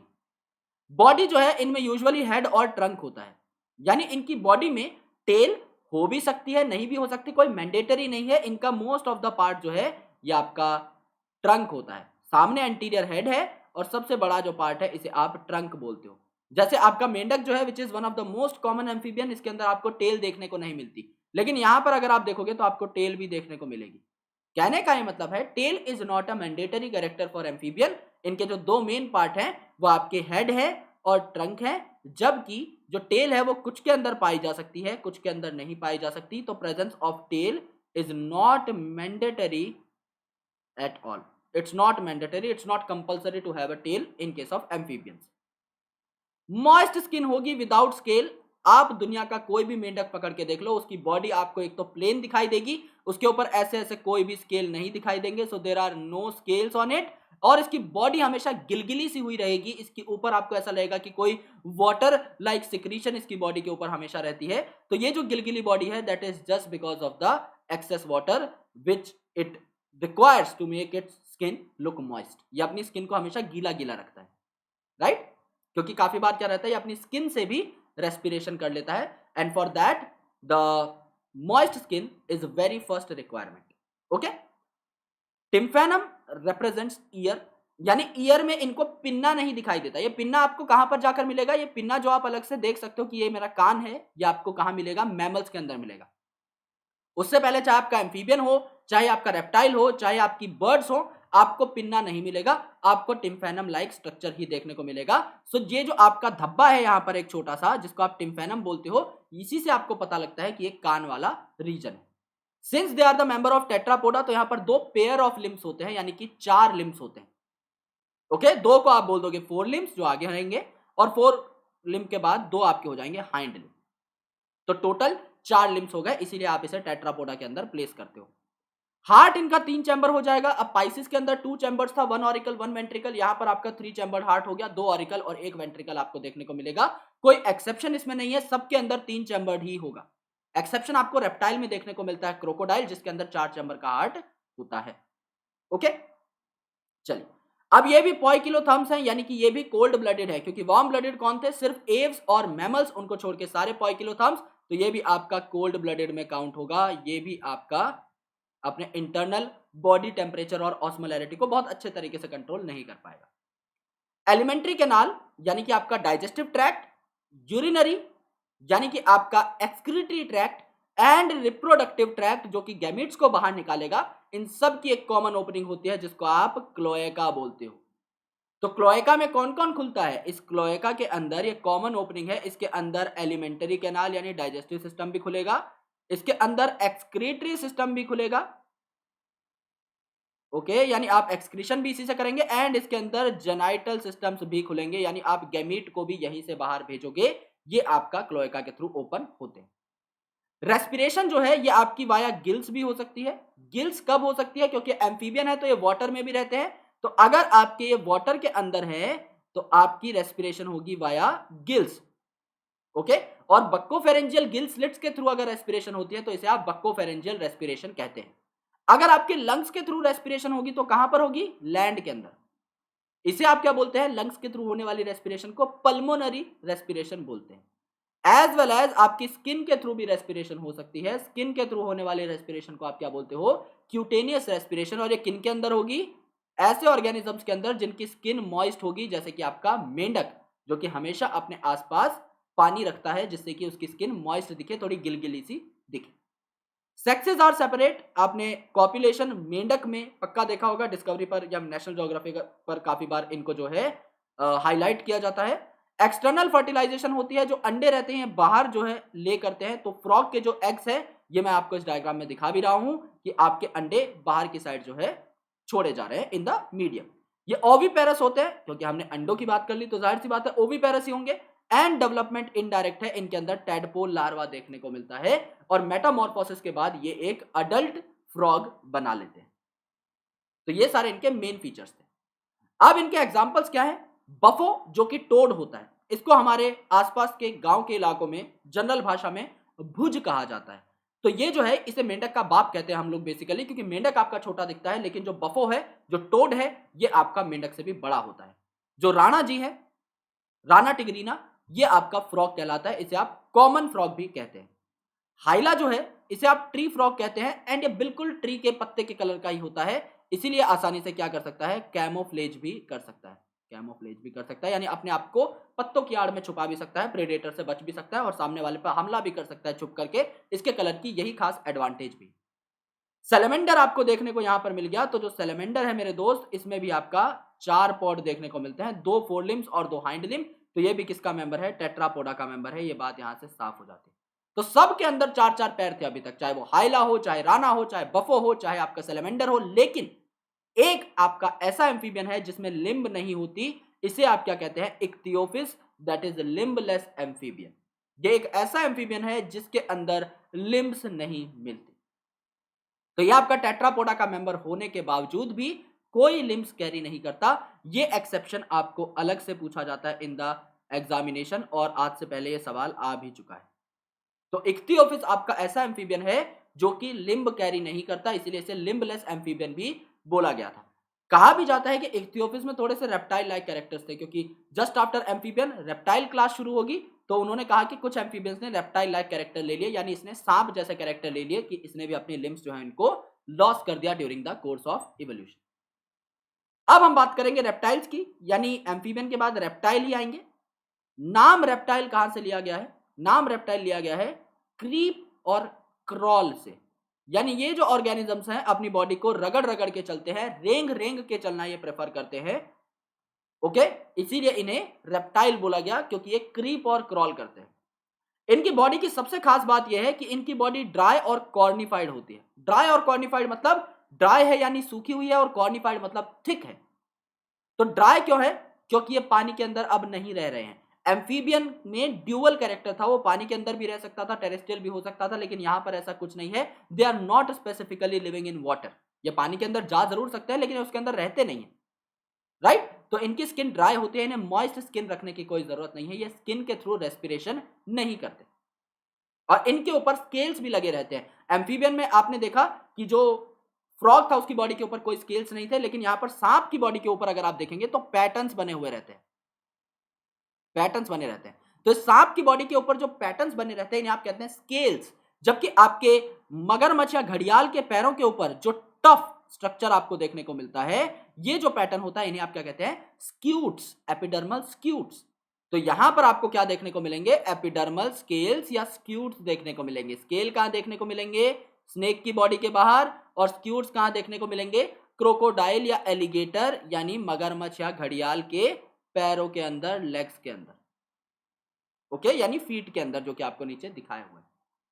स्नेक और लिजार्ड जो हैं, यानी छिपकली और सांप जो हैं, ये अपनी स्किन को या अपने स्केल्स को स्किन कास्ट के फॉर्म में बाहर छोड़ देते हैं। यानी काफी बार आपने देखा होगा कि एक सांप जो है वो अपने अपर बॉडी कवर को, यानी जो स्केल्स हैं, उसको छोड़ करके बाहर निकल गया है, एकदम फ्रेश नए कलर के साथ बाहर निकल गया है। क्यों? क्योंकि ये अपनी स्किन को धीरे धीरे कास्ट करता रहता है और नई स्किन इसकी बॉडी के ऊपर, नए स्केल्स सांप की बॉडी के ऊपर आ जाते हैं। तो ये एक पर्टिकुलर टाइम के बाद अपने स्केल्स को लॉस करना स्टार्ट कर देता है। जैसे यहां पर आपने देखा है, ये स्किन कास्ट है, तो ये जो स्किन है इससे सांप धीरे धीरे बाहर निकल जाता है और पीछे अपनी स्किन को छोड़ देता है। काफी लोगों का ये भी मानना है कि ये लकी होती है, तो जिनके घरों में या फिर गार्डन के अंदर स्किन कास्ट देखने को मिलती है वो इसे काफी लकी भी मानते हैं। लिम्स आपके दो पेयर अगर प्रेजेंट है तो इफ प्रेजेंट लिख दिया है, क्योंकि ज्यादातर जो ऑर्गेनिजम्स हैं वो यहां पर लिम्स कैरी करते हैं, लेकिन कुछ ऐसे भी होंगे जो लिम्स कैरी नहीं करेंगे। जैसे there are variety of species of snakes, python हो गया, कोबरा हो गया, वाइपर हो गया, क्रेट हो गया, नहीं पाई जाती इनके अंदर टांगे, तो इन्हें आप टेट्रापोडा में मेंशन करते हुए भी लिम्बलेस ही मानते हैं, बिकॉज इनके अंदर कोई लिम्स नहीं है। तो अगर टांगे होंगी तो 4 होंगी, नहीं है तो कोई बात नहीं। क्रॉलिंग मोड फॉर लोकोमोशन, इसीलिए इन्हें क्रीपिंग और क्रॉलिंग ऑर्गेनिजम्स के अंदर रखा गया था। This is something we already know about. Tympanum represents ear, ये हम पहले देख चुके हैं कि आपका पिन्ना सिर्फ मैमल में देखने को मिलेगा, यहां पर भी ईयर जो है टिम्फेनम ही रिप्रेजेंट कर रहा है। छोटा सा धब्बा यहां पर भी आपको एक कान के फॉर्म में देखने को मिलेगा। हार्ट आपका 3 चैम्बर रहता है जस्ट लाइक एम्फीबियंस, लेकिन एक एक्सेप्शन है, 4 चैम्बर हार्ट आपका क्रोकोडाइल में देखने को मिलेगा। क्रोकोडाइल के अलावा जितने भी आपके रेप्टाइल्स हैं सबके अंदर 3 चैम्बर का हार्ट है। ये पॉइकिलोथर्मिक यानी कोल्ड ब्लडेड है, क्योंकि वार्म ब्लडेड आपके सिर्फ एव्स और मैमल्स हैं, उनके अलावा ये भी कोल्ड ब्लडेड है। वेल डेवलप्ड एलिमेंट्री कैनाल, क्योंकि इनके अंदर अब एनर्जी की जरूरत अच्छी खासी है, तो एलिमेंट्री कैनाल अच्छा खासा होता है, फूड की डाइजेशन एकदम प्रॉपर होती है। बिकॉज इनकी बॉडी काफी बड़ी भी है, तो लॉन्ग बॉडी के अंदर अच्छे डेवलप्ड एलिमेंट्री कैनाल की जरूरत है। एंड रेस्पिरेशन लंग से होगी, पूछने की कोई बात नहीं है। लंग से क्यों होगी? क्योंकि ये टेरेस्ट्रियल है मेरे दोस्त। अब ये जो रेप्टाइल्स हैं जमीन के ऊपर रहने लगे हैं, और सबसे promising organ for respiration at the land is lung. तो लंग से जो है यहां पर रेस्पिरेशन होती है, आपके अंदर भी लंग से ही होती है, एंड बर्ड्स के अंदर भी लंग्स में ही रेस्पिरेशन देखने को मिलेगी, बिकॉज हम सारे के सारे टेरेस्ट्रियल ऑर्गेनिजम्स हैं। फर्टिलाइजेशन इंटरनल होती है यहां पर, ओके, तो इंटरनल फर्टिलाइजेशन होती है, लेकिन ये ओविपेरस होते हैं। सांप के अंडे के बारे में आपने पक्का सुना होगा। और डेवलपमेंट डायरेक्ट होती है, अंडे फूटने के बाद सीधा वहां से ऑर्गेनिज्म ही निकलता है, कोई लार्वा नहीं निकलता। तो यहां पर देखिए अलग अलग ऑर्गेनिजम्स के अंडे जो है आपको दिखाए हुए हैं, सांप के अंडे भी दिखाए हुए हैं, ओके। सो ये इनके बेसिक फीचर होते हैं। Now if we talk about the examples, तो किलोनी जो है it is turtle, and testudo जो है इट इज टॉर्टॉइस। ये दोनों के दोनों आपके रेप्टाइल्स हैं। कैमिलियन यानी ट्री लिजार्ड, जिसको आप लोग जो है एक रंग बदलने वाला ऑर्गेनिज्म भी मान करके चलते हैं, that is obviously called as tree lizard, जिसको गिरगिट भी बोलते हैं आप लोग। Calotes is called as garden lizard. Crocodile is called as Crocodylus, नाम में ही है। And alligator is called as घड़ियाल। हेमिडेक्टाइलस जो कि आपके घरों में देखने को मिलती है, वॉल लिजार्ड, ये भी आपका रेप्टाइल के अंदर ही आती है, और ये भी स्किन कास्ट करती है। काफी बार जो है ये भी अपनी स्किन को छोड़ करके आगे भाग जाती है। तो यहां पर भी आपको स्किन कास्टिंग फेनोमेना देखने को मिलता है, जस्ट लाइक स्नेक्स। जो आपके सांप हैं ये अलग अलग टाइप के हो सकते हैं, ये पॉइजनस भी हो सकते हैं, जहरीले भी हो सकते हैं, इनके काटने पर आपकी मृत्यु भी हो सकती है, और ये मृत्यु अलग अलग टाइप से होती है। काफी ऐसे सांप हैं जो कि न्यूरोटॉक्सिन होते हैं, जो सीधा आपके नर्वस सिस्टम को इफेक्ट करते हैं, और काफी ऐसे सांप हैं जिनके अंदर हेमोटॉक्सिन होते हैं, जो आपके ब्लड को कोगुलेट कर देते हैं, कत्था बना देते हैं, जिससे आपका ब्लड लिक्विड ना रह करके सॉलिडिफाई हो जाता है, एंड अल्टीमेटली आपका ब्लड सर्कुलेशन रुक जाता है, और आपको एक माइनर हार्ट अटैक आता है और आपकी डेथ हो जाती है। तो ये जो पॉइजनस स्नेक है, ये है आपका नाजा नाजा, जिसको आप कोबरा बोलते हो, बंगारस जिसे आप क्रेट बोलते हो, एंड वाइपेरा जिसे आप वाइपर ही बोलते हो। काफी सारे ऐसे नॉन पॉइजनस स्नेक होते हैं जिनके काटने से आपको कोई नुकसान नहीं होता, जैसे पाइथन। लेकिन अब इनके साथ छेड़ मत करने लग जाना यार, क्योंकि काटेगा तो दर्द तो होगा ही ना, माना उसके अंदर जहर नहीं है लेकिन काट तो स्टिल अब भी सकता ही है, राइट। तो पॉइजनस स्नेक है Naja that is cobra, then Bungarus that is krait, and Vipera that is viper, and आपके नॉन पॉइजनस है पाइथन। इसको आप अलग से एनसीईआरटी में हाईलाइट कर लीजिएगा और नोट भी कर लीजिएगा। Now let's talk about Aves. Aves यानी कि आपके बर्ड्स, इनके अंदर क्या क्या स्पेसिफिक फीचर्स देखने को मिलते हैं। तो जब भी आपको कोई बोलता है कि बेटा उड़ करके दिखाओ, तो आप जानबूझ के उड़ते तो है नहीं, because it's not your call कि आप उड़ने की कोशिश करेंगे और आप उड़ जाएंगे। लेकिन जब भी आपने कोई स्किट देखी होगी तो बच्चे हाथ से उड़ने की एक्टिंग करते हैं, यानी कि ये आपके 4 लिम्स हैं और इन्हीं से आप उड़ने का नाटक करते हैं, पैरों से कभी भी आप फड़फड़ाने की कोशिश नहीं करते। तो जो आपके हाथ थे वही विंग्स का काम करेंगे अगर आगे चल के आप भी कभी इवॉल्व होते हो तो। ऐसा ही कुछ हुआ था बर्ड्स के अंदर।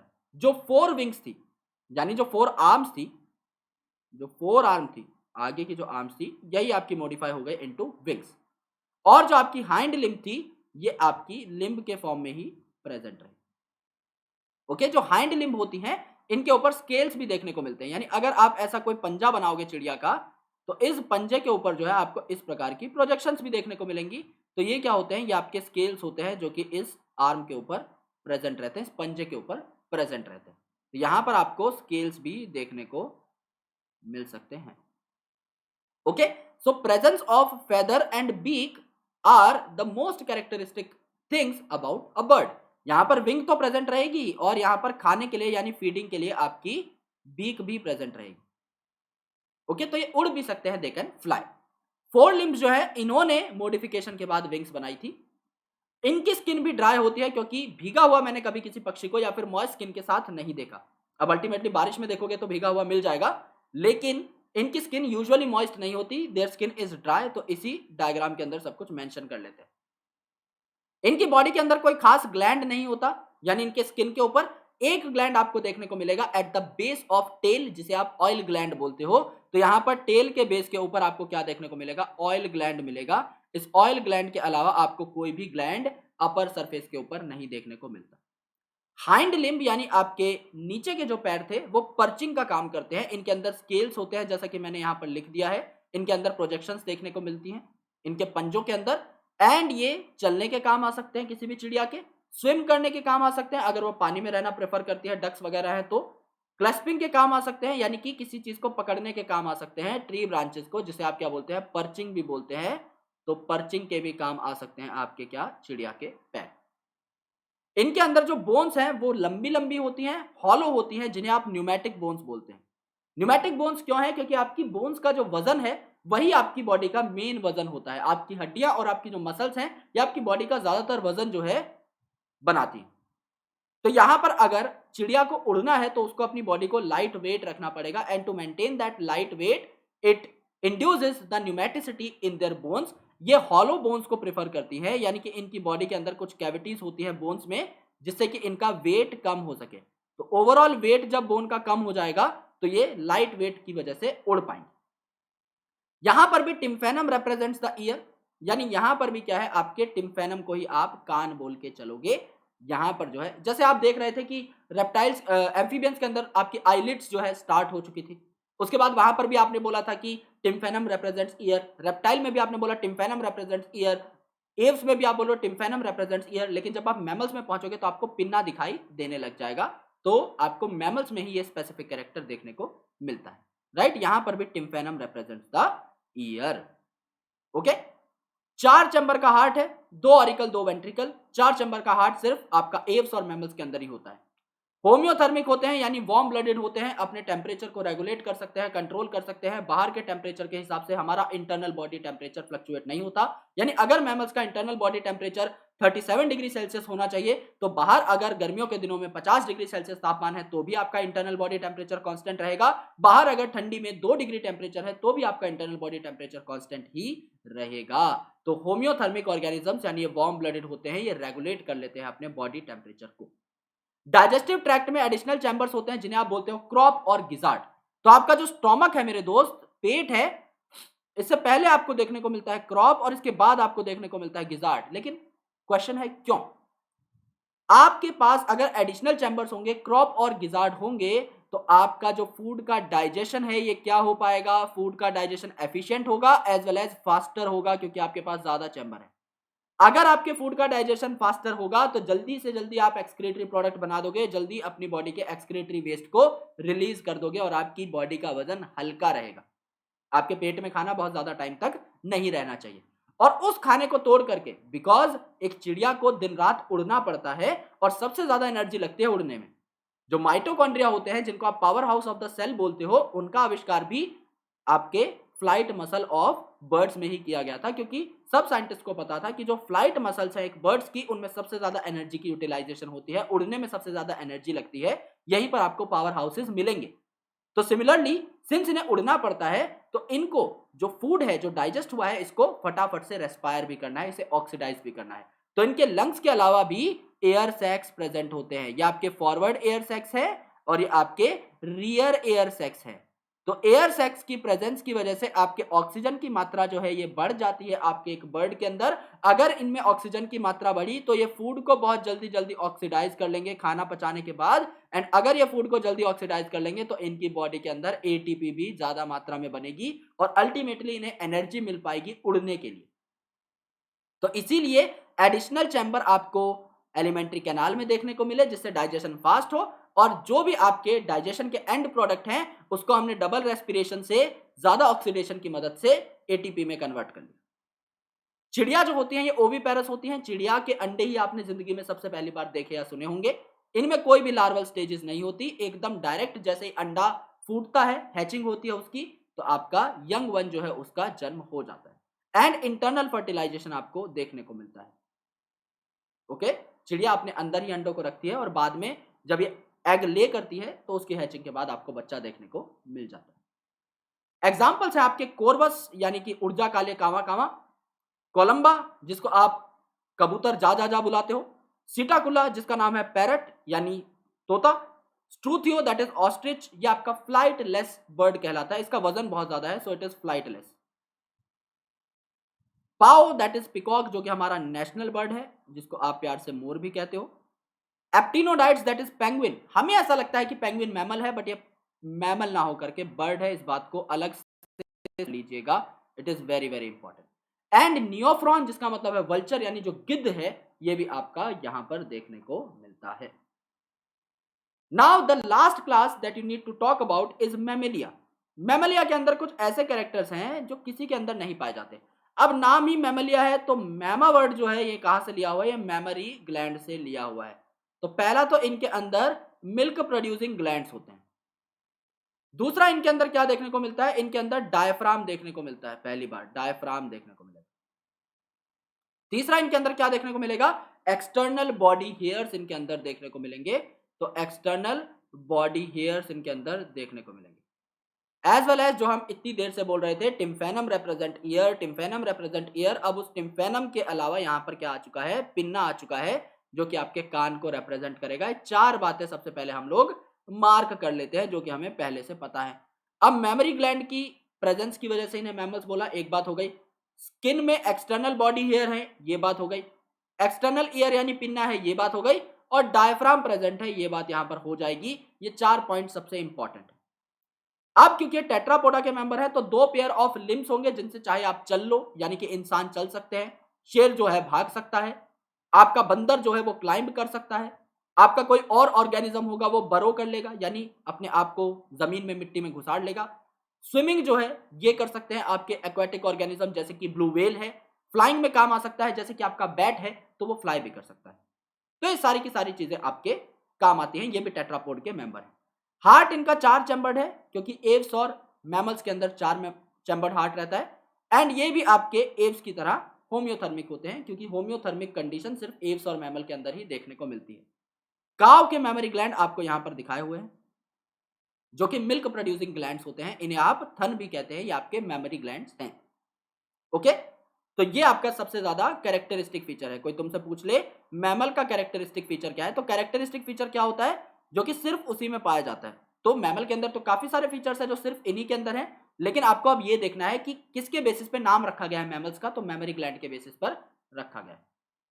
वेल डेवलप्ड एलिमेंट्री कैनाल जो कि आपको रेप्टाइल्स में भी देखने को मिली थी, वही एलिमेंट्री कैनाल वेल डेवलप्ड यहाँ पर भी आपको देखने को मिलेगी। रेस्पिरेशन बाय लंग्स, क्योंकि ज्यादातर जो आपके मैमल्स हैं ये टेरेस्ट्रियल होते हैं, जमीन के ऊपर रहते हैं, तो इनमें भी आपको लंग्स के थ्रू रेस्पिरेशन देखने को मिलेगी। डेंटिशन यानी दांतों का पैटर्न हेटेरोडोंट कहलाता है। हेटेरो का मतलब क्या होता है? डिफरेंट। तो यहां पर डिफरेंट प्रकार के दांत आपको देखने को मिलेंगे। कौन कौन से? Incisors, canines, premolars and molars, ये 4 प्रकार के दांत आपको यूजुअली देखने को मिलते हैं ह्यूमंस के अंदर, which is also a mammal. Thecodont dentition, thecodont dentition में थीको का मतलब होता है it is embedded in the socket of jaw bone, यानी ये जो आपका जॉ बोन है, ये जो आपका जबड़ा है, इस जॉ के अंदर फंसा हुआ रहता है कौन? आपका टीथ। इस प्रकार तो ये जॉ बोन के अंदर एम्बेडेड रहता है, इसे आप क्या बोलते हैं? थीकोडोंट कंडीशन बोलते हैं, थीकोडोंट कंडीशन बोलते हैं। डायफायोडोंट, डाई का मतलब होता है 2 बार, तो आपके दांत यूजुअली 2 बार आते हैं। फर्स्ट टाइम जो सेट आता है, टीथ सेट, इसे आप बोलते हैं milky teeth, and second time जो सेट ऑफ टीथ आता है, इसे आप बोलते हैं permanent teeth. So there are 2 different sets of teeth, जिस वजह से इन्हें डायफायोडोंट डेंटिशन में रखा जाता है। Sexes are separate because you know about yourself very well. We do have 2 different individuals, एक मेल कहलाता है, एक फीमेल कहलाती है। फर्टिलाइजेशन इंटरनल होती है, जो मेल गैमीट्स है, जो स्पर्म्स है, वो ट्रांसफर किए जाते हैं to the female body. And they are viviparous, यानी ये यूजुअली एग्स ले नहीं करते, ये डायरेक्टली बच्चों को जन्म देते हैं, लेकिन एग लेइंग मैमल भी आपके एक्सेप्शनल तौर पे आपको देखने को मिलते हैं। फॉर एग्जाम्पल प्लेटिपस, जिसे आप डक बिल्ड प्लेटिपस भी कहते हैं, एंड आपका एकिडना। तो एकिडना आपको यहां पर दिखाया हुआ है, as well as duck billed platypus, जिसको आप ऑर्निथोरिंकस कहते हैं, ये आपको नीचे दिखाया हुआ है। डक बिल्ड प्लेटिपस इसे क्या बोला? क्योंकि डक जैसा इसका आगे का जो है स्ट्रक्चर आपको देखने को मिलता है, ये वाला। So that's why it is called as duck billed platypus, जिसको आप ऑर्निथोरिंकस भी बोलते हैं। It is oviparous in nature, oviparous. Egg laying mammal बहुत बार पूछा जाता है नीट में, इसको स्टार मार्क हम लोग कर लेते हैं। मैक्रोपस दैट इज कंगारू, जो कि ऑस्ट्रेलिया में बहुत ज्यादा पाया जाता है। Pteropus that is flying fox, अब इसमें भी विंग्स हैं, तो इसके भी जो 4 लिम्स हैं, ये किसके अंदर कन्वर्ट हो गए? आपके, ये आपके विंग्स के अंदर कन्वर्ट हो गए। लेकिन इसके जो विंग्स हैं, इनमें फेदर नहीं है, देयर आर नो फेदर, तो इसको आप बर्ड के अंदर नहीं रख सकते। ओके, बर्ड में भी विंग है, लेकिन वो फेदरी विंग्स हैं। अब ऐसे तो आपके काफी सारे कीड़े भी थे जो उड़ते हैं, बीटल्स भी काफी सारे आपके उड़ते हैं, तितलियां भी काफी सारी आपकी उड़ती है, लेकिन उनके अंदर मेम्ब्रेनस विंग्स देखने को मिलती हैं, दे आर नॉट फेदरस, तो इसीलिए उन्हें बर्ड्स में नहीं रखा जाता। सिमिलरली जो टेरोपस है, इसमें भी आपको मेम्ब्रेन लाइक जो विंग है वो देखने को मिलेगी, it is not feathers, that's why it is not kept in case of the Aves. Macaca that is monkey, that you know very well, very similar to us, okay, sometimes we even pretend to become monkey. Camelus that is camel, जिसको sheep of desert भी कहा जाता है, यानी कि आपको पता ही होगा शायद कि इसे रेगिस्तान की जहाज भी कहा जाता है, रेगिस्तान में सबसे ज्यादा इस्तेमाल किए जाते हैं for transportation purposes. Rattus rat, that is also mammal, mouse is also mammal. Canis dog, felis cat, elephas elephant, सब मैमल है, इन सबको हम लोग डेली लाइफ में देख चुके हैं। डेल्फिनस, कॉमन डॉल्फिन, ये आपका मैमल है। तो शार्क आपकी फिश है, डॉल्फिन जो लगती फिश है, इट्स अ मैमल। एंड आपका जो एप्टिनोडाइट था, यानी आपका जो पेंगुइन था, वो लगता है मैमल लेकिन है बर्ड। तो इन 3-4 चीजों में कंफ्यूज नहीं होना। बेलिनोप्टेरा, जिसे आप ब्लू व्हेल कहते हैं, it is one of the largest mammal, ये आपका लार्जेस्ट मैमल होता है। बहुत बड़ा इसका साइज रहता है, 10-12 हाथियों से भी बड़ा इसका साइज ऑन एन एवरेज देखने को मिलता है। इक्कस, जिसे आप हॉर्स बोलते हो। पेंथेरा टिग्रिस यानी tiger, panthera leo that is lion. ये सारी की सारी चीजें आपकी मैमलिया के अंदर आती हैं। So I hope that you have understood each and everything very well. अगर आप लोगों को ये सारी की सारी चीजें एक बेहतर तरीके से समझ में आ गई हैं, तो आप हमें रेट कर सकते हैं ऑन गूगल प्ले स्टोर। आप हमारी ऐप के ऊपर जाकर के क्लिक करके नीचे अपना रिव्यू दे सकते हैं, हमें स्टार्स दे सकते हैं, उससे हमें काफी ज्यादा मोटिवेशन मिलती है। And ultimately we are trying our level best to put up the best efforts for you guys. Now we are going to proceed forward and we are going to read about the second unit of 11th class, that is morphology, anatomy and structural organization in case of animals। तो हम लोग जो है अभी morphology anatomy को target करने वाले हैं। और एक बार अगर आपका ये पार्ट खत्म हो जाए, यानी इनिशियल 7 चैप्टर्स अगर आपके खत्म हो जाते हैं, उसके बाद सारी की सारी 11th क्लास प्योरली समझने की है, कुछ भी रटने का नहीं है। यानी सेल में कुछ नहीं रटना, सब समझना है।